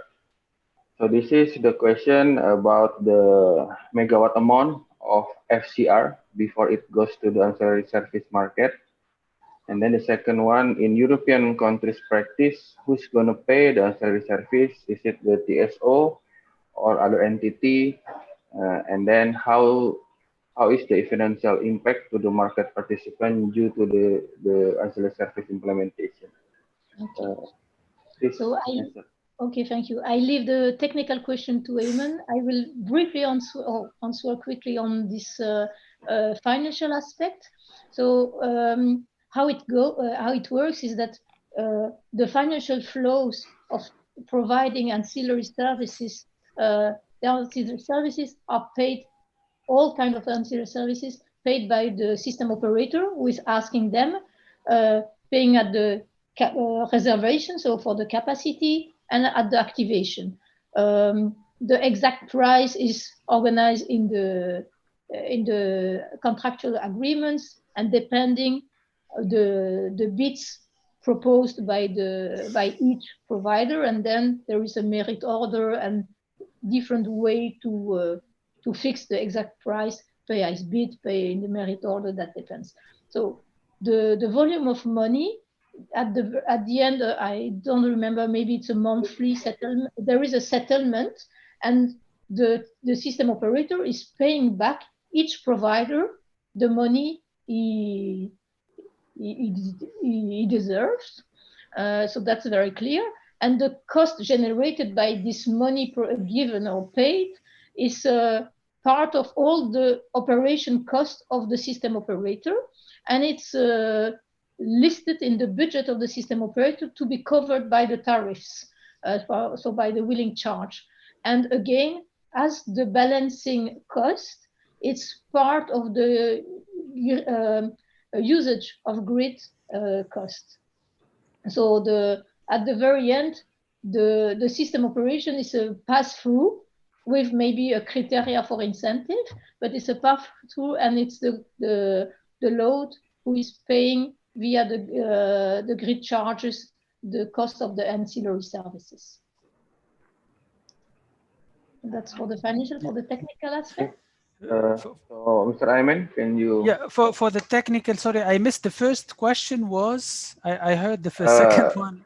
Okay, the first one is how do you determine the megawatt amount of FCR before it goes to the ancillary service market? Mm-hmm. Yeah, okay. As I said earlier, the FCR, they are calculated for all Europe, and then per each country you take the key factor, which is a small percentage of the total amount. So in Belgium, it's calculated at continental Europe level, and then the only condition that we have in Belgium is that 30% of the FCR reserve, they need to sit inside our LFC block. The rest we can import it from outside, which comes to 30% of the 87 that I was mentioning earlier. And maybe just one compliment to what Isabelle said is the remuneration of the ancillary service activation, specifically with respect to balancing. The energy remuneration is somehow covered indirectly by the imbalance tariff. So what you will pay on one hand to the BSP that activate, you will be taking it from the other hand from the BRP that is in imbalance. But what is missing is maybe the capacity. So for the cost, we have capacity reservation and activation cost. But in any case, all of this is considered in the tariffs. And Isabelle have more background on that. So the tariffs, they are strictly followed by the regulator, and every year is assessing what are your costs and whether they are justified or not. Okay, thank you. There are so many questions for you, but let me go to Pak Made again, so we can ask you after that. So Pak Made, ini ada pertanyaan dari Victor Sitorus, Pak. Ya. Jadi pertanyaannya mengenai regulator yang menjalankan grid code, apakah bisa berjalan hanya mengutamakan security dari sistem daripada hanya menjalankan klausul di PPA karena khususnya karena keadaan emergensi. Nah, pengatur sistem itu apakah harus diberi wewenang untuk meminta sistem pembangkit mana yang harus diminta masuk tadi terkait dengan emergensi atau terjadi gangguan besar. Ya. Mungkin Pak Made bisa dijawab, Pak. Mungkin pertanyaannya lebih jelas mana yang lebih diutamakan, PPA atau grade code ya? Atau security ya, Pak. Betul. Ya. Dari grade code. Memang saya kira satu hal yang perlu dilihat bahwa ya PPA itu adalah kontrak, tetapi security itu memang tidak melihat dari sisi, biasanya kalau sudah pada kondisi terutama kondisi emergency sudah tidak melihat dari sisi biaya, tetapi bagaimana mengembalikan sistem ke recover secepat mungkin ya. Itu satu hal. Sehingga saya melihat tetap bahwa grid code itu menjadi utama. Nah, saya kira di dalam PPA kita yang ditandatangani itu jelas di dalamnya, saya kira yang lama-lama juga sudah diperbarui bahwa grid code itu termasuk bagian dari PPA. Jadi saya kira itu juga perlu diperjelas, kalau mungkin harus diperjelas lagi, kalau perlu ditaruh di dalam salah satu pasal di dalam PPA bahwa aturan bahwa PPA itu juga harus mengikuti aturan berikut. Dan saya melihat itu sudah masuk, sehingga sebetulnya tidak ada alasan bagi pembangkit IPP untuk menyalahi grid code. Jadi jawabannya sudah jelas bahwa di dalam kondisi itu ya security yang diutamakan. Bagaimana melihat security? Security ada batasnya kan, security, sehingga si grid operator itu harus melakukan hal-hal agar security itu tidak terlanggar ya, tidak terlanggar. Saya kira jawabannya jelas bahwa PPA tetap dihormati, tetapi di dalam PPA itu tersendiri saya kira sudah ada artikel yang menyatakan bahwa semua pembangkit itu harus mengikuti grid code. Saya kira itu, Pak Musa. Baik, Pak. Terima kasih atas jawabannya. Berikutnya dari Ahmad Murdani, Pak, dari P2B. Beliau bertanya, nah ini agak mirip dengan yang pertanyaan awal tadi di sesi awal. Bagaimana Bapak melihat kebutuhan ancillary service ketika tingginya CRV-RI dan beban-beban furnace di Indonesia? Apakah PLN punya opsi untuk menagihkan ancillary service ini ke pelanggan atau entiti yang menyebabkan sistem membutuhkan ancillary service? Silakan Pak Made. Ya, baik. Jadi ini mungkin pertanyaannya, siapa yang harus menanggung ancillary service kan? Ya, Pak. Ya, memang dengan sistem yang sekarang itu ancillary service ya memang harus disediakan oleh utility, karena memang tidak ada kecuali tadi ya, artinya tidak ada ancillary yang ekstra ya, yang ekstra yang bukan mandatory, yang dalam bentuk penyediaan kontrak ke third party, kecuali itu sudah diatur secara jelas. Yang mandatory pasti ya, mandatory itu pada saat misalnya sebuah pembangkit akan masuk ya harus punya peralatan-peralatan yang mampu untuk menyediakan ancillary service, tapi batas-batas tertentu. Misalnya untuk tegangan ya dia harus beroperasi pada PF 0,85 ya, plus minus ya. Kalau di luar itu kan kadang-kadang memang sistem memerlukan lebih besar dari itu ya, lebih daya reaktif, memerlukan kapasitas penyerapan daya reaktif yang lebih besar, atau dia menyediakan kapasitas daya reaktif yang lebih besar. Itu memang belum ada aturannya ya, belum ada aturannya. Sehingga memang akhirnya ya PLN harus menyediakan. Oleh karena itu saya juga mungkin, kalau dulu saya mungkin ya, dulu kebetulan saya pernah di P2B juga, pada kondisi-kondisi tertentu untuk di PPA itu sebetulnya bisa ya kita minta untuk waktu-waktu tertentu ya untuk beroperasi di luar dari batas-batas itu, tetapi mungkin perlu pembicaraan khusus ya antara IPP dengan itu ya, khususnya untuk IPP. Kalau dengan pembangkit PLN kan bisa di dalam rapat koordinasi saya kira ya. Tapi dengan IPP itu mungkin kita perlu rapat koordinasi. Kalau perlu rapat koordinasi bersama bahwa sistem membutuhkan ini. Tapi secara keseluruhan saya kira memang utility. Oleh karena itu tadi ya, memang perlu dikembangkan mengenai pengadaan ancillary service ini, tidak hanya dari sisi yang mandatory, tetapi untuk yang kebutuhan-kebutuhan yang lebih besar bisa saja di dalam PPA itu disempurnakan, diperjelas ya, bahwa kalau misalnya perlu daya reaktif yang lebih besar, itu ada arrangement komersial lagi ya, karena mereka mungkin dari sisi operasi mungkin ada tambahan biaya, misalnya mesinnya lebih panas dan sebagainya. Itu satu hal ya, jadi saya kira tadi bahwa kalau sekarang ya memang akhirnya utility yang harus, PLN harus merencanakan itu untuk menyediakan.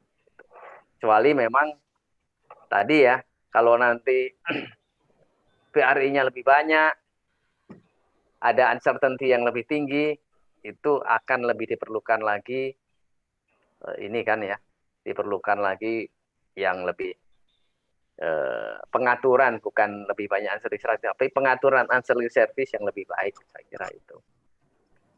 Itu Pak Musa. Jadi PR kita memang masih banyak ya, dari sisi, terutama dari sisi pola pengaturannya itu.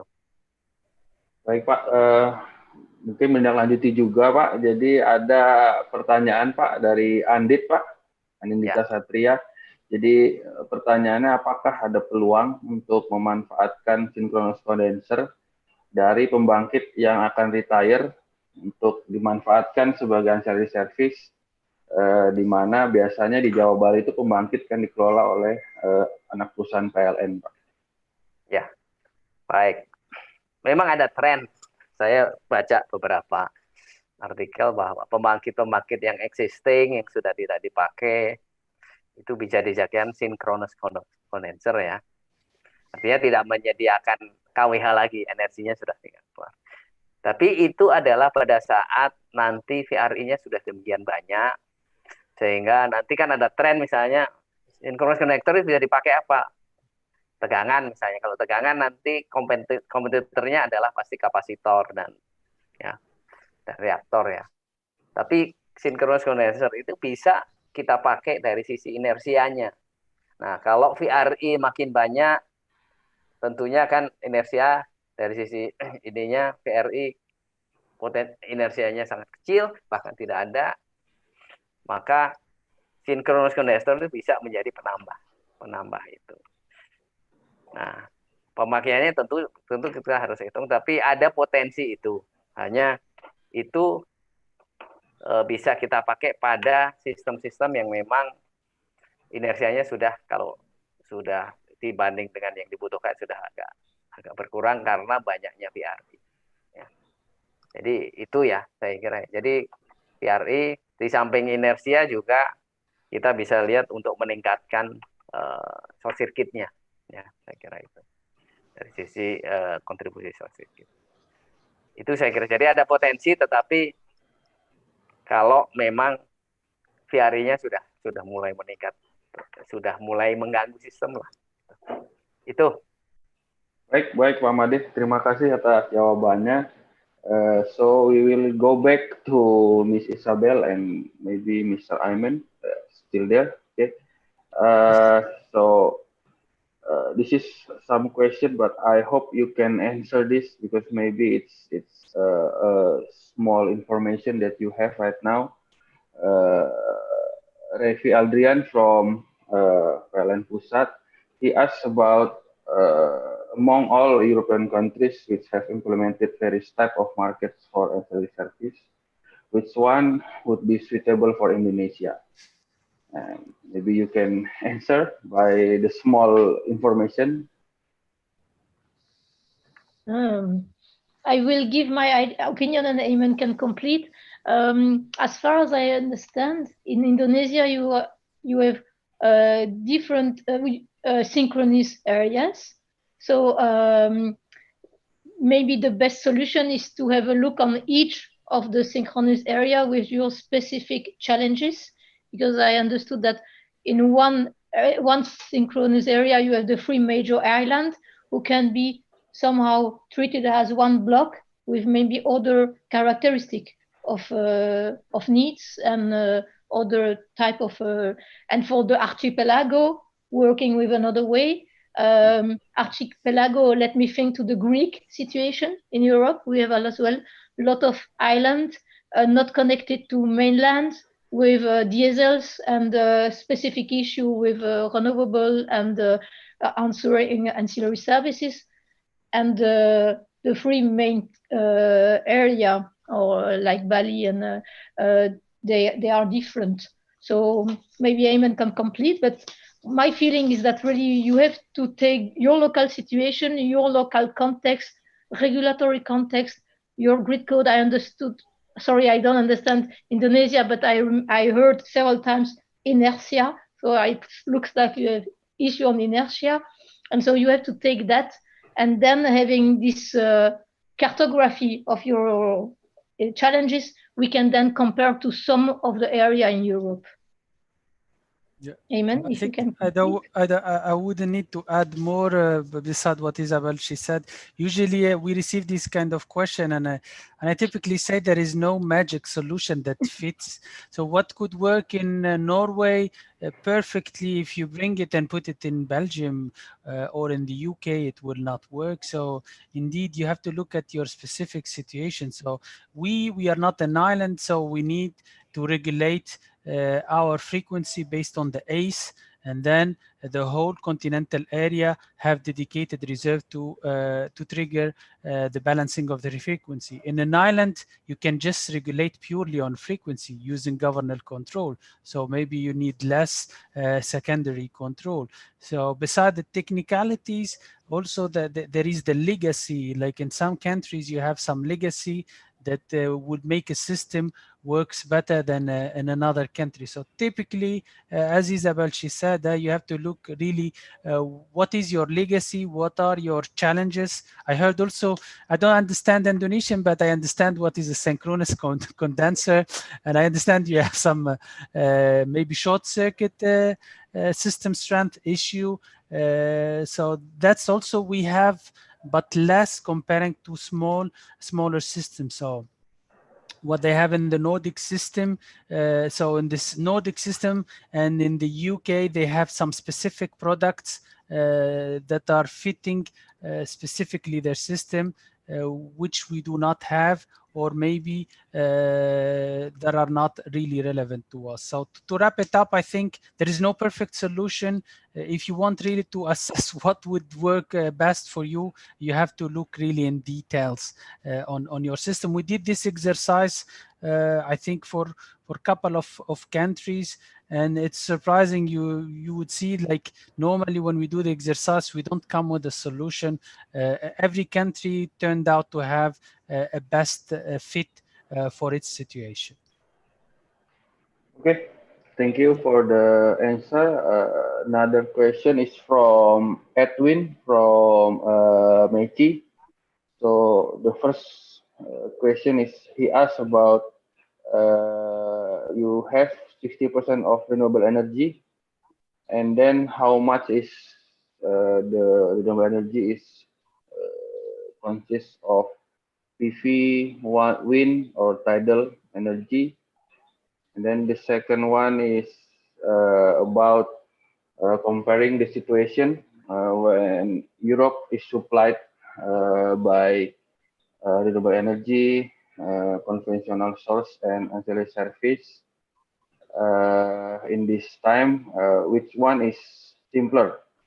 When the European Union energy supply is more sustainable, more economic, and more reliable.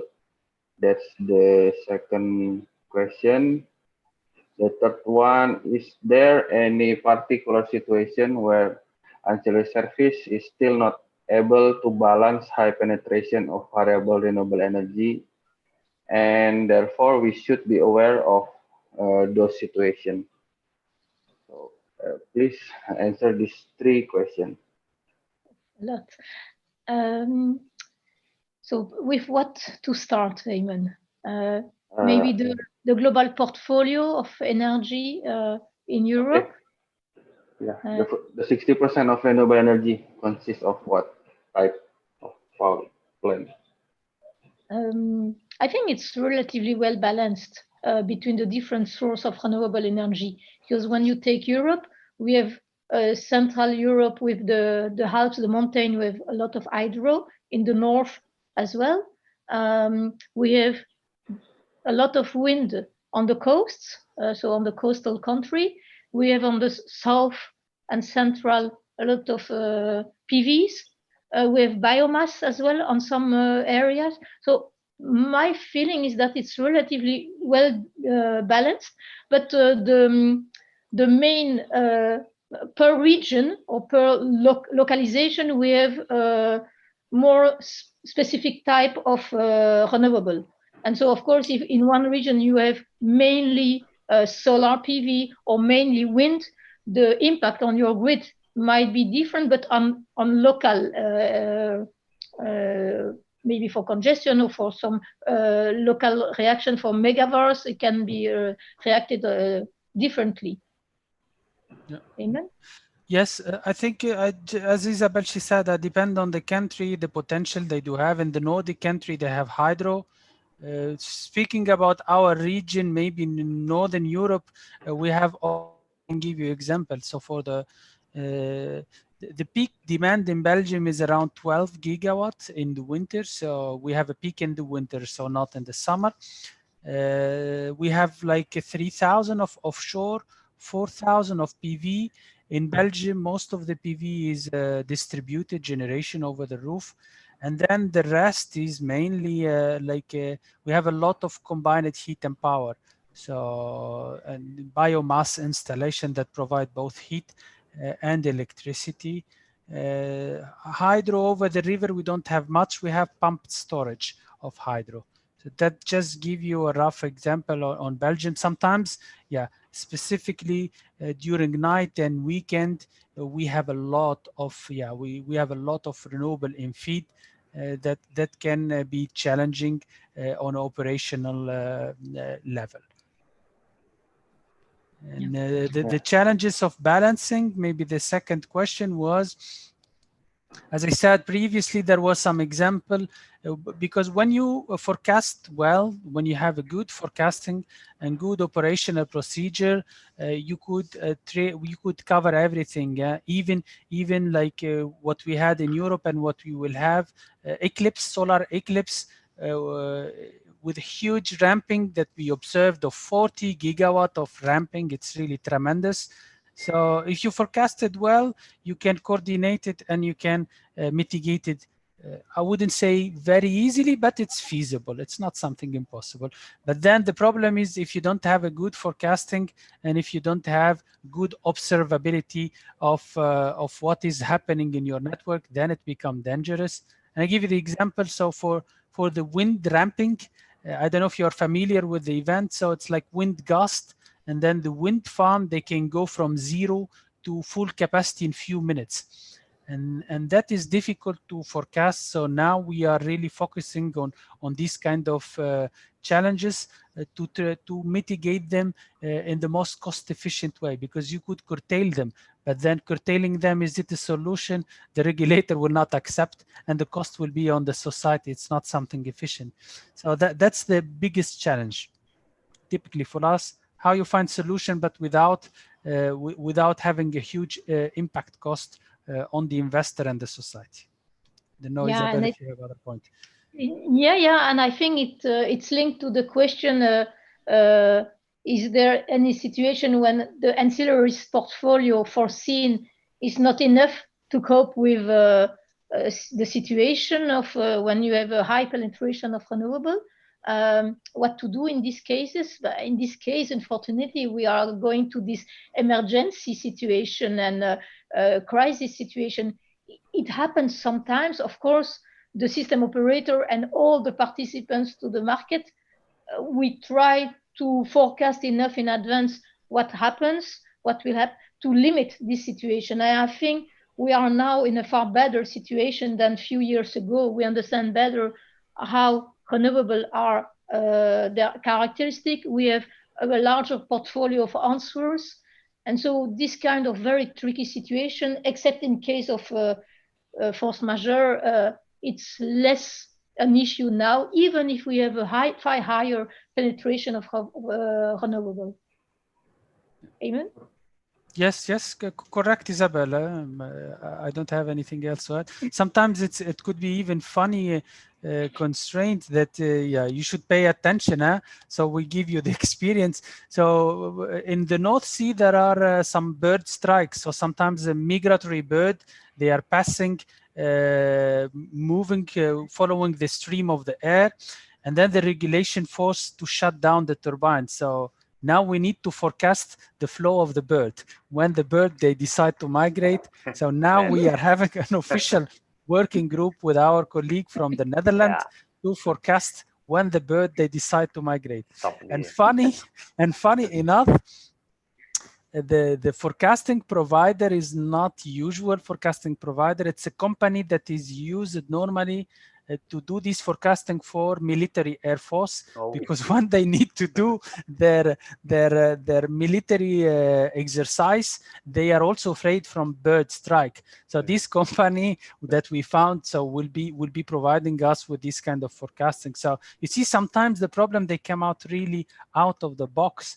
But as long as you treat them and you have enough time to solve them, and then nothing is really unsolvable. It's just that you have to act on time and in the most cost-efficient way. Yeah. So if I can give a tip to Indonesian colleagues, is really start now. Don't wait when the wave of renewable is there or where the new challenges are there.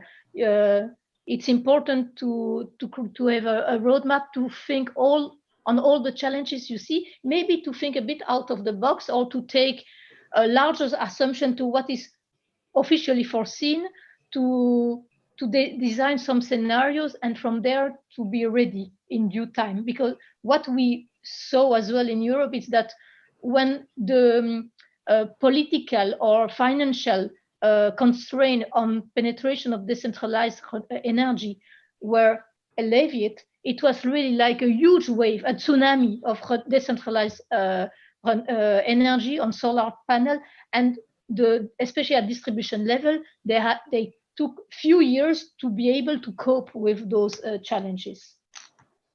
Okay, thank you, Isabelle. So we will have a closing statement, but before that, I have some other question for Pak Made from YouTube. So after this, we will have the closing statement. So Pak Made,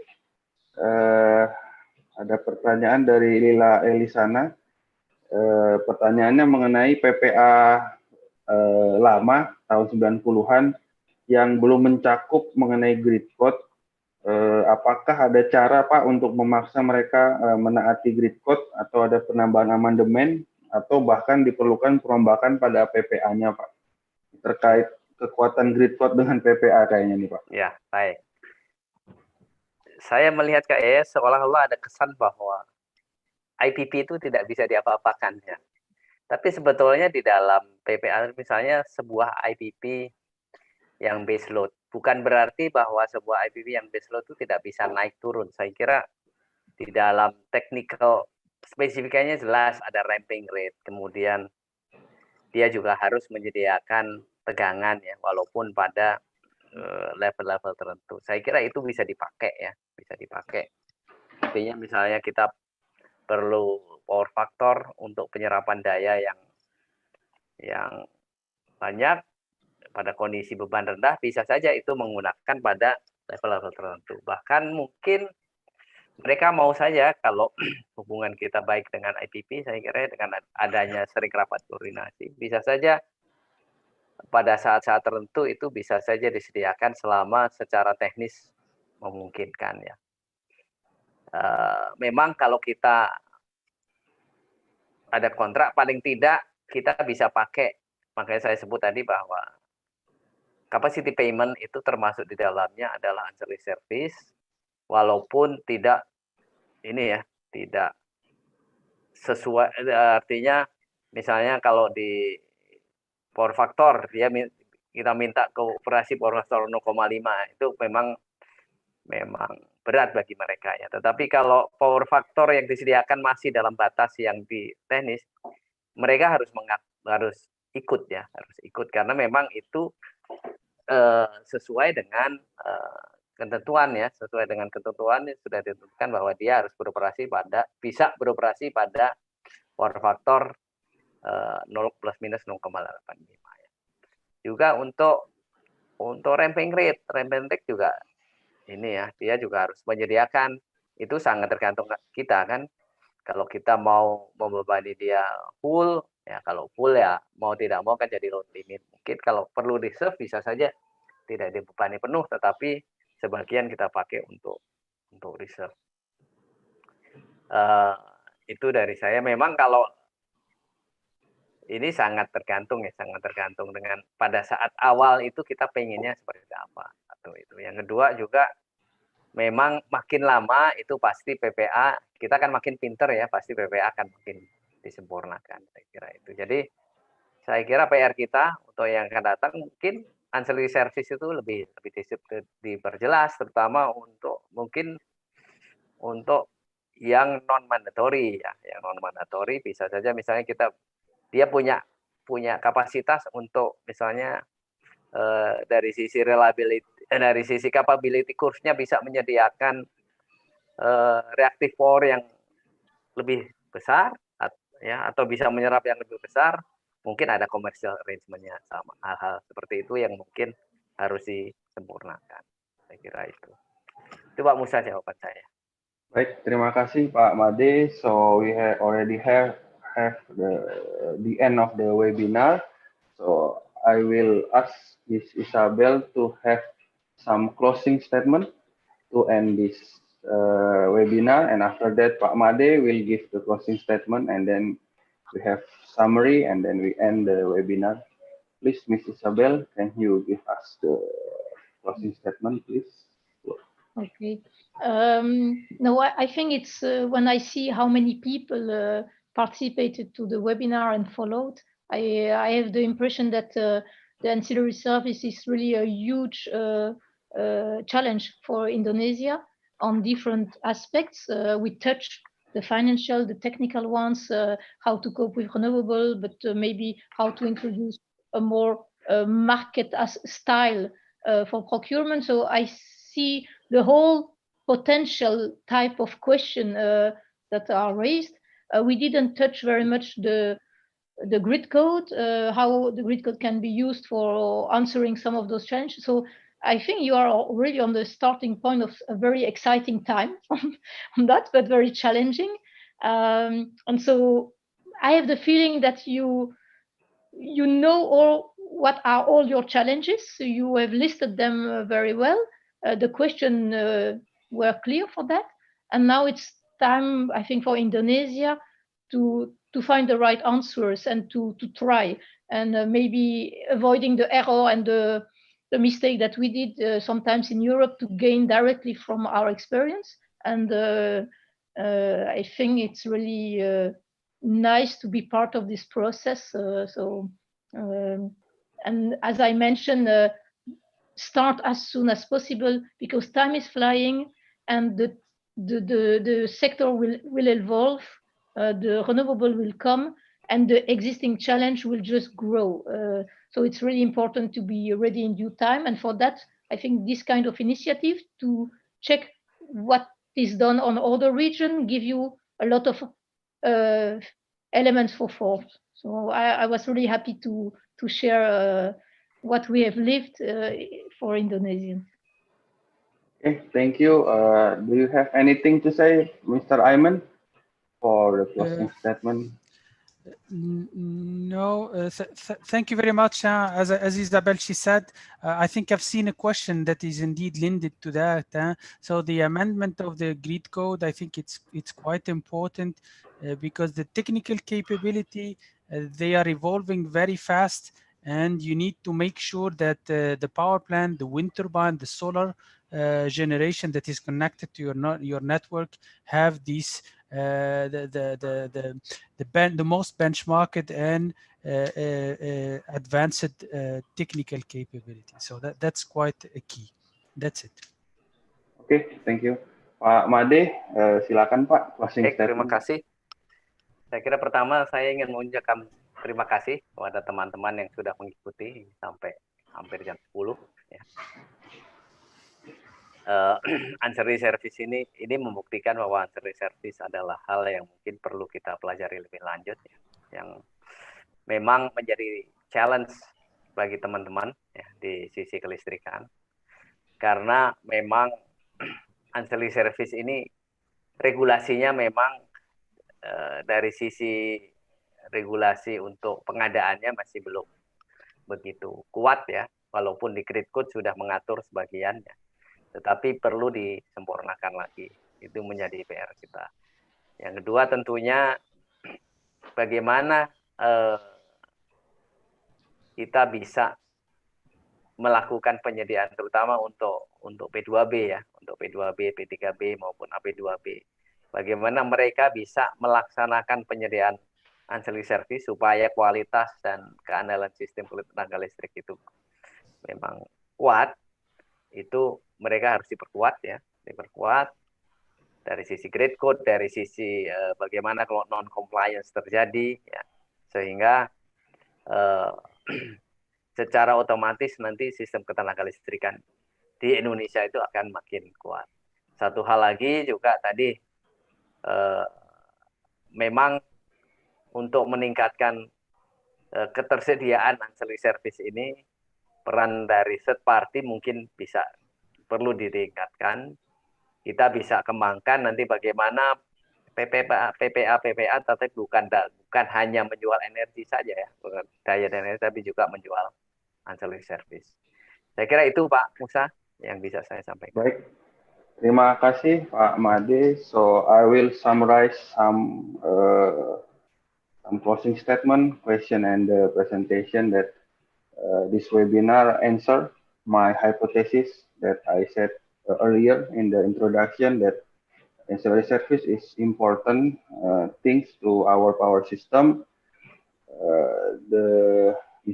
Mrs. Gerkens said about we should start now, and then Pak Made also said about we have so many things to do. So based on this closing statement, it would be a big job for us in Indonesian power grid, but we hope we can get this ancillary service through, and then we will have the good, the reliable, and then more economic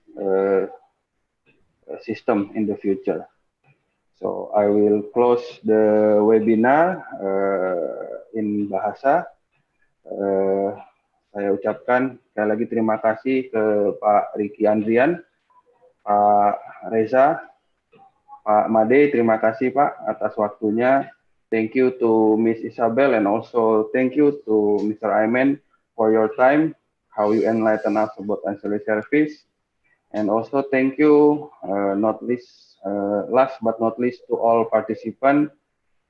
See you to the other Kopi Koeat. Sampai jumpa di acara Kopi Koeat berikutnya. Selamat malam, good afternoon. Maybe to Miss Isabelle and Mr. Aiman. Thank you. Thank you. It was our pleasure. Malam. Take care. Thanks, Ms. Gerkens. Thank you, Ms. Gerkens, Pak Made. Thank you, Aiman. Pak Musa, thank you. Bye.